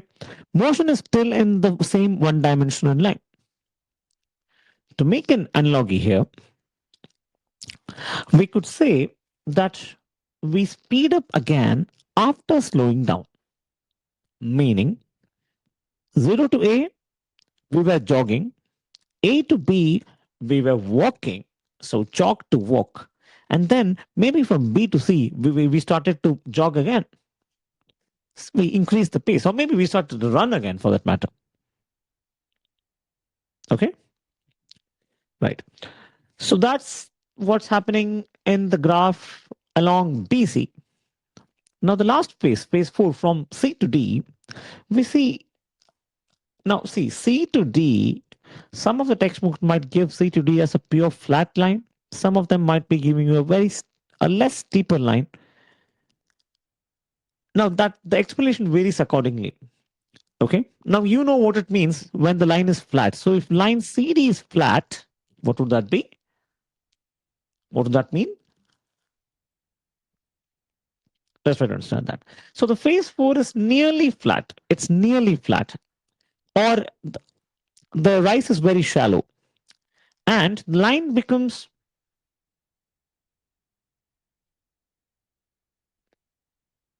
oops, yeah, the line becomes almost horizontal, right? The line becomes almost horizontal. So if CD is almost horizontal, it means rate of change of distance with respect to time. My bad, it's not velocity, it is distance. So rate of change of distance with respect to time is almost zero, which means velocity is almost zero, which means the object is slowing down or is almost at rest. Okay.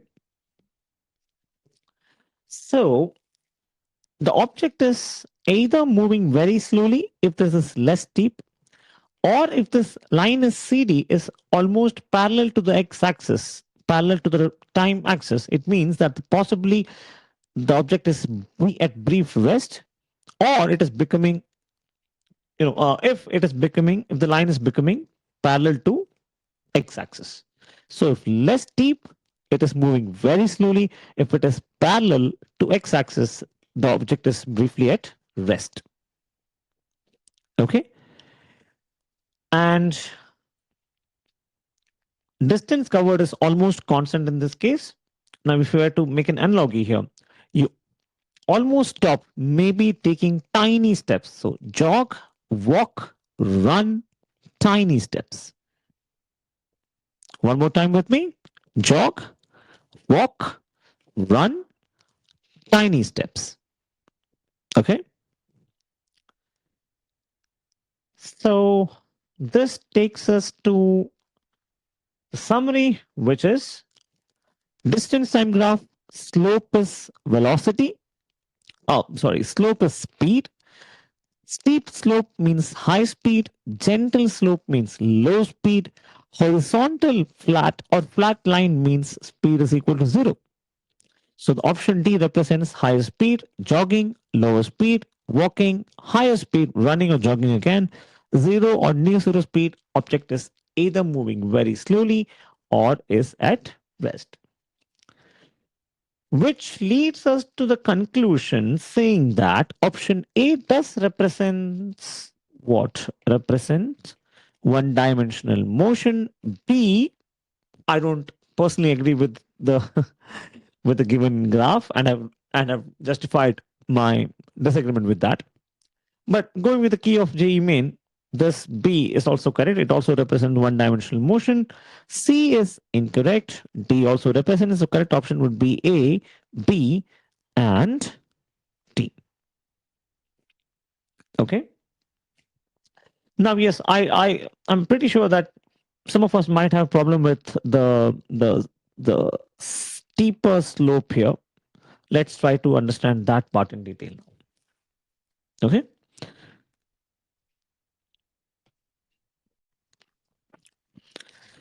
Now, see, before we go to the written part of the solution here of the fourth graph, I would actually suggest that we spend some time to just clarify the concept of whether the second graph that's given to us, which means the velocity displacement curve, could it be practically possible in a vertical projectile? Something that we've been, you know,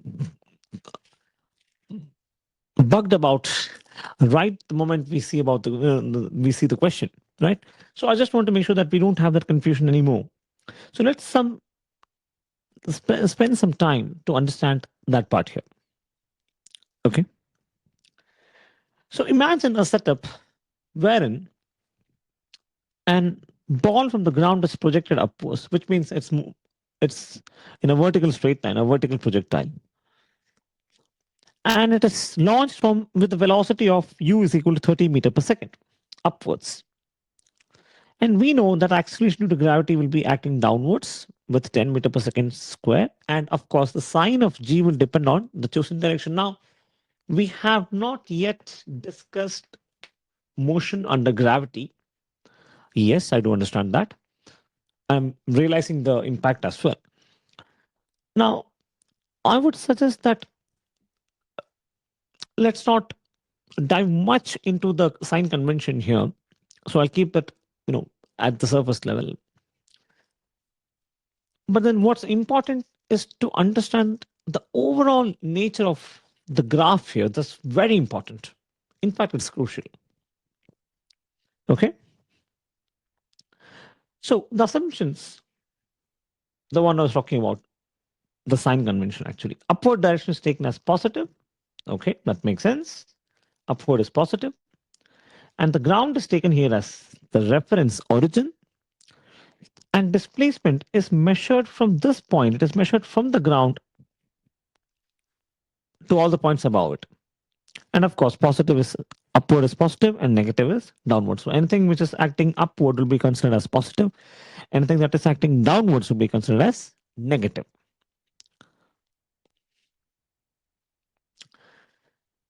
Now, the practical physics that happens here is the object is moving upwards, right? And we know that gravity will be acting downwards always. Gravity is acting downwards. Now, velocity is acting upwards because it is being projected upwards like this, but then it's slowing down. What does that mean? It means as the object is going up, the velocity vector will get smaller and smaller and smaller, which means the magnitude of the vector will become smaller, but it will keep following the same direction. It will keep moving upwards. Okay. Now coming into the calculations, which makes use of equations of motion. Initial velocity is 30 meter per second. Final velocity is 0. If we use v square is equal to u square plus 2as, what we get is s is equal to 45 meter, which means the maximum height attained by this vertical projectile is 45 meter. To be more precise, we'll add a positive symbol. Why? Exactly, because going up is positive, coming down is negative as per the reference, chosen reference. So yes, the maximum height is 45 meter. What about velocity at any time? It is given by the equation v is equal to u plus at, right? It is given by the equation v is equal to u plus at, which is u plus what is a? Acceleration due to gravity is acting downwards. Therefore, it is taken as minus g times t, which gives us u minus gt. Okay. Likewise, minus half gt square and not plus gt square. Okay. I hope that makes sense. Please pause the solution here, write it down one more time with me, think of it, question yourself, and ask a question to yourself if that makes sense, right? The direction of the convention, the sign convention used for any physical quantity going upwards as positive and coming downwards as negative. Now, don't worry if you find it still confusing. We got plenty of problems that we'll discuss in the solution of it by using sign conventions. Okay. Now, this equation v is equal to u minus dt and v is equal to ut minus dt square is actually a function of t, which means if you input time, then it will give you the output, the corresponding output at that specific instant of time for both velocity and for displacement. Okay. Now, motion here is continuous, which means we can have infinite instants, but then it's not practical to list all those infinite instants. So we sample the motion, which means we take dt is equal to a small time gap between two observations and t is equal to 0, 1, 2 seconds, and then apply dt there and calculate values at each instant. Now you might be wondering what exactly is happening here. What exactly am I trying to take you through? See, we have the second option given in the question here as a velocity displacement graph, which is which is given as a circle. So we are plotting the same. We are plotting the same graph, which is velocity displacement graph for a vertical projectile, and then we are trying to check if that will result in a circular graph or not. Okay. Now let's calculate the values at each instant. What do I mean? So say the input is at time t is equal to 0. What is v of 0? It is u minus gt. T is 0. So 20 minus 0, it was 20 meter per second. Right? And then, oh, excuse me.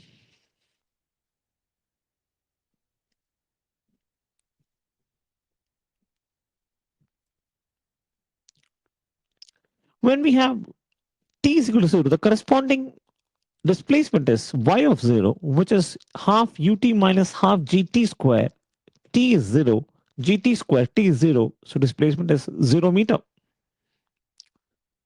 Likewise, at t is equal to 1, we got 10 meter per second and 15 meter. At t is equal to 2, we have 0 meter per second and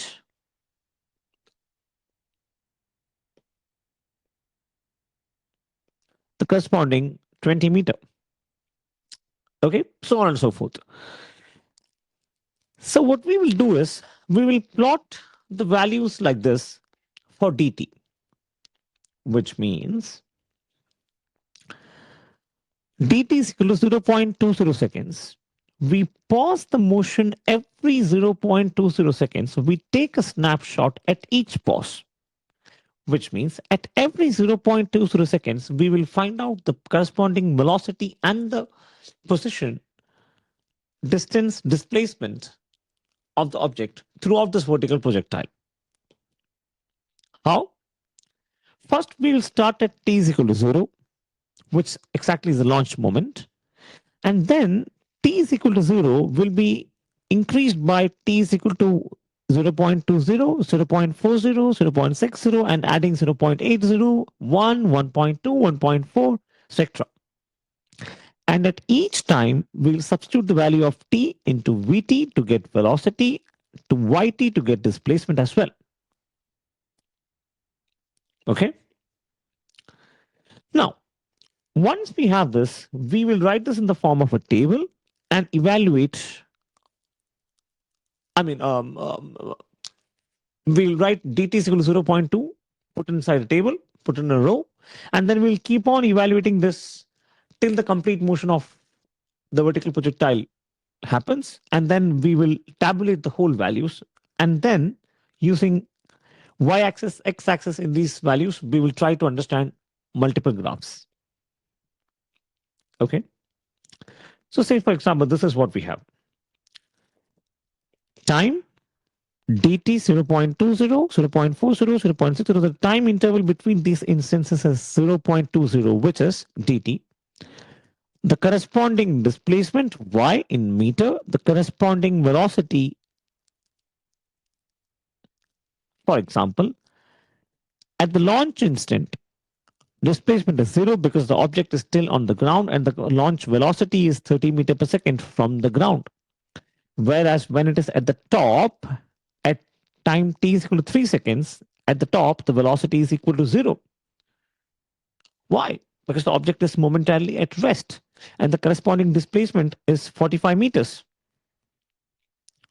Okay.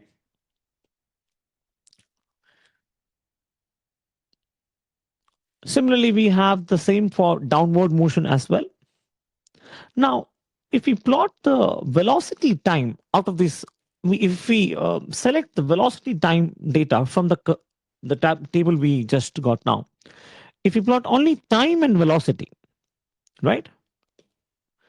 And if we note the 2 points, which is velocity 30 and velocity 0, and if we plot it on the graph, what we get is the velocity is 30 at time t is equal to 0, and at time t is equal to 3 seconds, the velocity is 0, giving us a straight line for the upward motion. What will be it for the downward motion? We have the table, time, corresponding velocity. And for the downward motion, we get another straight line, this time going to negative velocities. And if you compare, if you draw these two graphs in one, velocities varies from 30 to minus 30. Time t is equal to 0, 30, t is equal to 6 seconds, it is minus 30, and at t is equal to 3 seconds, it is 0. Now, how do we interpret this one? So this much region is time of ascent, and later what we see is time of descent. And at this point, the ball is at the maximum height, which is why velocity is equal to 0. Why is velocity 0 here? Because the y-axis, because the graph, it crosses the x-axis, which means the y coordinate is 0. What is the y coordinate? Velocity, and therefore velocity is equal to 0 here.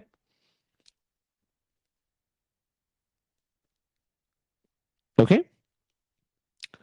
So these are very subtle concepts, but the kind of impact they make in your problem solving attitude is different. Because as we go on to the next set of questions, there are multiple questions that are based on graphs, and then maybe a different set of questions which are oh, okay. Maybe let me just pause that explanation here. Let's focus on only the graph that's given here. Now, distance versus okay. I think I think I should continue that. What I was trying to say is there are many questions that are based on graph. It actually means that the questions coming up for JEE Mains, they are not just asking you if you can solve it numerically using equations. Rather, the question is trying to evaluate if you can understand the physics behind it. Because if you understand the physics behind it, you should be able to explain the mathematical part and the analytical part as well, which is where graphs comes into picture. Okay. So that's why you see in the recent past, there are many questions that's coming out of graphs. And once there is a question, an option in the graph, I mean, when there's a graph and there are four options, of course, there's one, maybe one is correct, or maybe more than one is correct. But then why is the graph which is incorrect? So we need to understand the concept behind it, because that might be a potential question coming up for the next year. Or maybe that may have a concept that will help you to understand the the later concepts, maybe in the same chapter or in the other chapters as well. Okay. So that's the reason why I'm taking you through this depth of this explanation. Now, coming to distance versus displacement in vertical projectile motion. What is displacement? We know that displacement tells us where the particle is relative to the origin, the position. It has direction and sign. It can increase, decrease, or become zero. Correspondingly, for distance, it is the total path length traveled. It has no direction. It is always positive. It never decreases with time. Okay.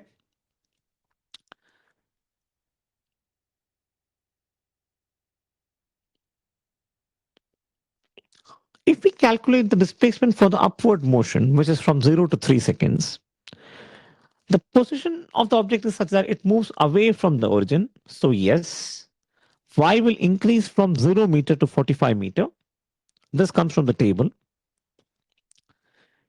And this increase in y means the particle is getting farther from the ground, which means as the value of displacement is increasing from 0 to plus 45 meter, this plus means that the particle is getting farther from the ground.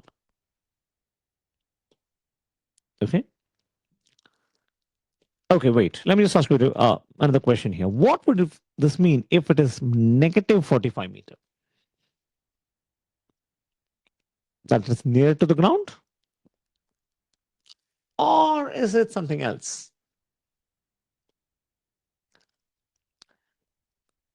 Put for thought.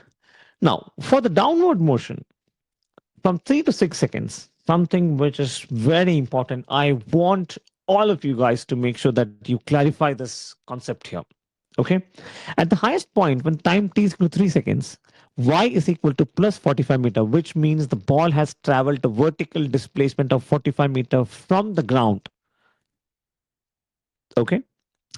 After this, the ball has started the descent. So the ball was here. It traveled 45 meter. It reaches up here.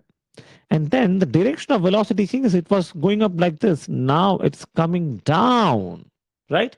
And then it will trace all its path back to the ground. Now let's see what happens during this travel when it's coming down.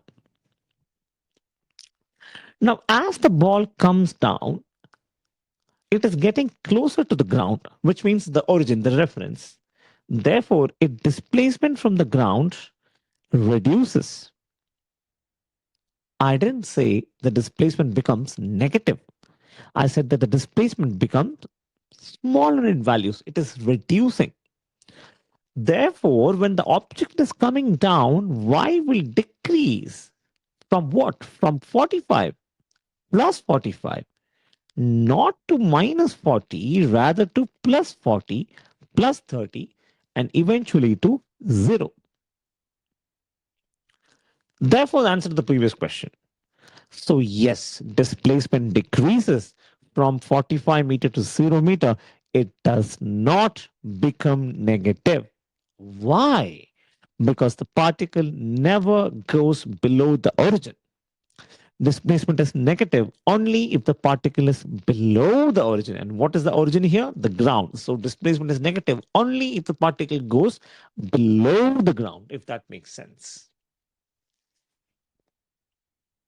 Okay.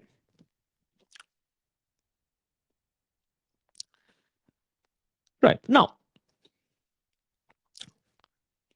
to calculate the actual values of displacement, we use the equations. S is equal to ut minus half gt square, u is 30, and we know the function, this is a function of time. And if we substitute the values of t for the dt intervals that we are choosing for the same calculation, t is equal to 0.0, 0.20, which means dt is 0.20, and calculate the corresponding velocity of displacement. And if we plot the graph, what we get is an curved graph starting from 0, So this actually represents graph for ascent, right? And what is this?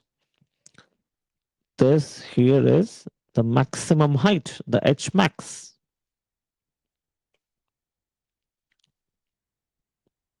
Okay.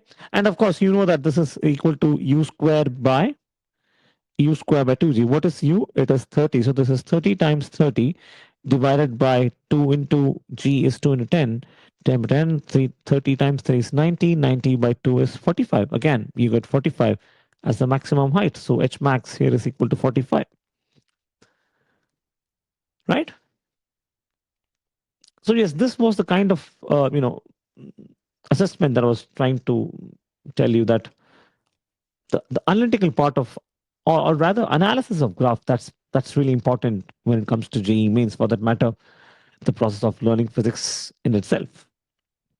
To understand the physical meaning of graph, to understand to interpret the physical aspects of the two-dimensional graph that's given to us, or maybe to make sense of what's happening in real and explaining it by looking at the graph, like we did. Okay. Now, if we plot the displacement time for the downward motion, we get a graph which explains the process of descent. So the ball was here, it was launched up here, it reaches 45-meter, and now the same ball, it retraces its path and it's come down to its original position, right? So the descent. And what happens in the descent? From the height of 45-meter, it travels back to zero in 6 seconds, which means it comes back to the ground.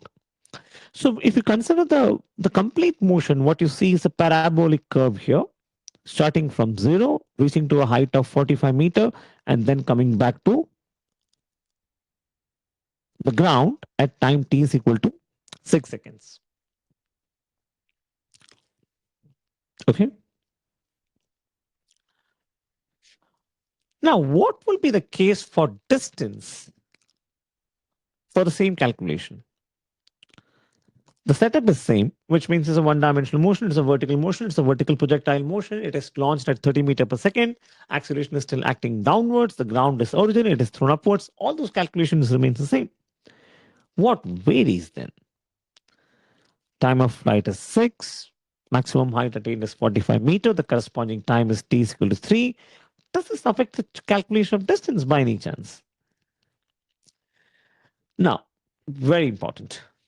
Please make note of this. The path length is equal to the vertical rise for the upward motion. So during the upward motion, distance traveled is actually equal to the displacement itself, which means if at t is equal to 0, the distance is 0, the displacement will also be equal to 0. If t is equal to 3 seconds, displacement is 45 meter, distance is also going to be equal to 45 meter. So the distance time relationship during upward motion basically is the same as that of velocity, of displacement, my bad. Which means as displacement goes up from 0 to 45, distance increases from 0 to 45 as well. It exactly same numerical values as for y of t, which is displacement. Now, what happens to the calculation of distance in downward motion? Now the particle has started to move downwards. This is where the difference appears. What's happening physically? Particle is still moving. It's started from the origin, it goes to the maximum height, it comes back. It is still covering the path, right? So the distance must increase, unlike displacement, which was now reducing. Okay. What's happening to displacement now? Displacement is decreasing because the particle is returning towards the origin, but distance is increasing because the path length overall is increasing, which means at t is equal to 3 seconds, distance already traveled is 45 meter. After that, every bit of downward motion adds more distance, whereas reduces displacement. Okay? So, distance at time t is 45 meter plus distance fallen after 3 seconds. And what is distance fallen after every 3 seconds? We'll come to that. So important contrast to note here that at the same time, t is equal to 4 seconds, displacement from the equation is plus 40 meter. My bad, it's not 40. You should prefer write it as plus 40 meter. And if we interpret it, it means that particle is 40 meter above the ground or it has fallen 5 meter from the top. If we draw it like this is the maximum height here, which is 45 meter. This happens at t is equal to 3 seconds. At t is equal to 4 seconds, the object is here, say, which is at 40 meter. Or in other words, we can say it is 5 meters from the top. Yes, I'm thinking exactly what you're thinking right now, that I should have included the diagram as well for better clarity. My bad. Maybe for the next solution. Okay, now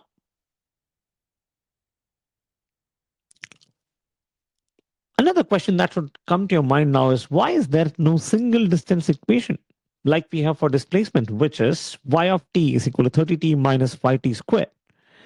It gives the displacement, not the distance. Because distance depends on how much path is covered and not on the position relative to origin, which means we cannot have a simple direct equation of motion applied for distance. I didn't say there cannot be an equation for distance. I'm saying that the equations of motion cannot be directly used to calculate distance. So distance must be found by adding the path lengths or the magnitude. Okay, let me just take you through what this is. So displacement answers to make a comparison here. Where am I relative to where I started? Whereas distance answers how much have I moved in total. For the upward motion, which is from time t is equal to 0 to time t is equal to 3 seconds, distance is equal to displacement. But what happens after that?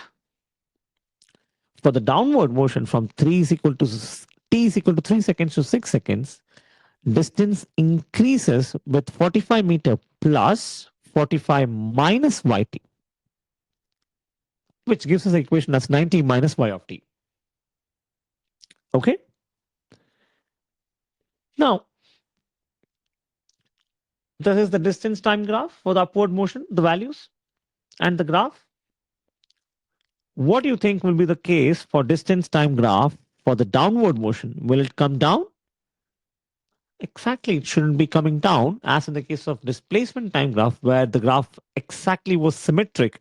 And in this case, it wouldn't be. Why? Because distance is increasing and therefore it will rise further. So if you plot the complete motion for distance versus my bad, please make a note of this here. The title for this axis would be distance and time, and you see it's increasing from 0 to 90. Okay.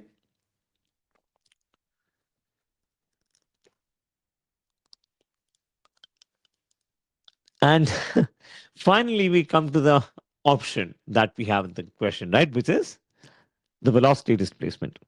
Now let's see what's the velocity displacement for the upward motion, which means at a given height, what is the velocity of the object? Now, by sign convention that we have chosen so far, we know that during the upward motion, velocity is positive. Yes. Velocity continuously decreases. Yes. For each displacement, which is continuously increasing till t is equal to 3 seconds, there is only one velocity. Okay. And what is the equation that connects v and y? It is v square is equal to u square plus 2as, and you substitute this and you get v square is equal to 900 minus 2y, which means if you take the root of this, v is equal to root of 900 minus 2y should give you two values, plus 900 minus 2y and minus 900 minus 2, 20y. Now we are considering here only the plus part because the motion is right now going towards the upward direction, which means velocity is taken as positive. Okay.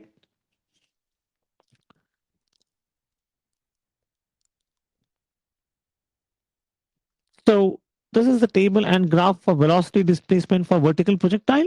30 meters, it reduces and it reaches zero when the height is 45 meter. Okay. Height to displacement. For the downward motion, velocity versus displacement will give you another curved one starting from, now see the way to read the graph, starting from 45 meters and then ending at t is a height is equal to 0 meter at velocity minus 30. Okay. And if we compare these two together, what we have is the object was projected up with a velocity of 30 meter per second. And when it reaches down, it approaches the ground with a velocity of minus 30 meter per second. And again, you have a parabolic curve here. Okay. Right. Now,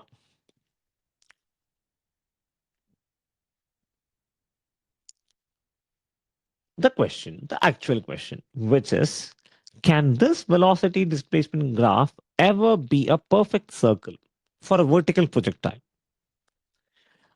Not possible in physical space for vertical projectile motion. Why? Because for a vertical projectile motion, the displacement relationship is v square is equal to u square minus 2as. And if you plot v square y, this is not the equation of a circle, right? Why? Because velocity is squared, displacement is not squared. Coefficients, my bad. Coefficients are not equal. So the shape you get is a curved loop, but is not a circular one. Okay. Now for vertical projectile motion, the graph that we have plotted so far, it already has half of the circle, or maybe uh, close to an ellipse. Why can't we assume that the other half as well is a circle? The graph already contains all the physically allowed states of motion. Considering the other half would actually mean that we are trying to plot states that never occur physically for a vertically, for a vertical projectile under gravity, which means we have this graph so far like this. And then if we assume that if this much is correct, because at one displacement there are two corresponding velocities, one which is plus v and minus v, it should also be true for the rest half of the circle. But then for a vertical projectile, under gravity, such states practically physically doesn't exist, which means a closed curve in phase space clearly implies that the system repeats itself in a loop, right? Which never happens in a vertical projectile. So a vertical projectile never repeats the state. So its Vy curve cannot be closed. Hope that makes sense. Yes, see, after writing down all this, I do understand that you spent close to 2 hours for one question, which actually means um 2 hours, 120 minutes, four options, 30 minutes. So that's close to 30 minutes for every option. If even if you watch it in 2x, it will be close to 1 hour you watching this complete solution for one question. Now, again, see the whole purpose of doing this practice of previous year questions is to make sure that you are prepared well for the next 2026 paper, right? And as we go to the next question, the next immediate question, which is based on a circular track, the calculation of velocity, I'll tell you why practicing PYQs is important. Okay, so you might be frustrated with this, with a significant amount of time that I've drained, and of course the emotional, the mental drain, you know, bombarding you with lots of concepts, trying to connect with chapters that you haven't learned, motion in a plane, motion under gravity, oscillations. So, I've been taking to all of this in just one simple question, and you've just started the course. I do understand that's overwhelming, but trust me, appreciate the process, enjoy the process. By the time you finish this course, I can guarantee you, you will feel. I can't just tell you how many times confident you are now, but I assure you that you'll feel way more confident than you are right now. Okay, confident not just for the upcoming JE mains, confident for physics in general, confident for your reasoning process. Okay, 5 more minutes, and you'll understand why is every question, every PYQ significant. Just 5 more minutes. Okay.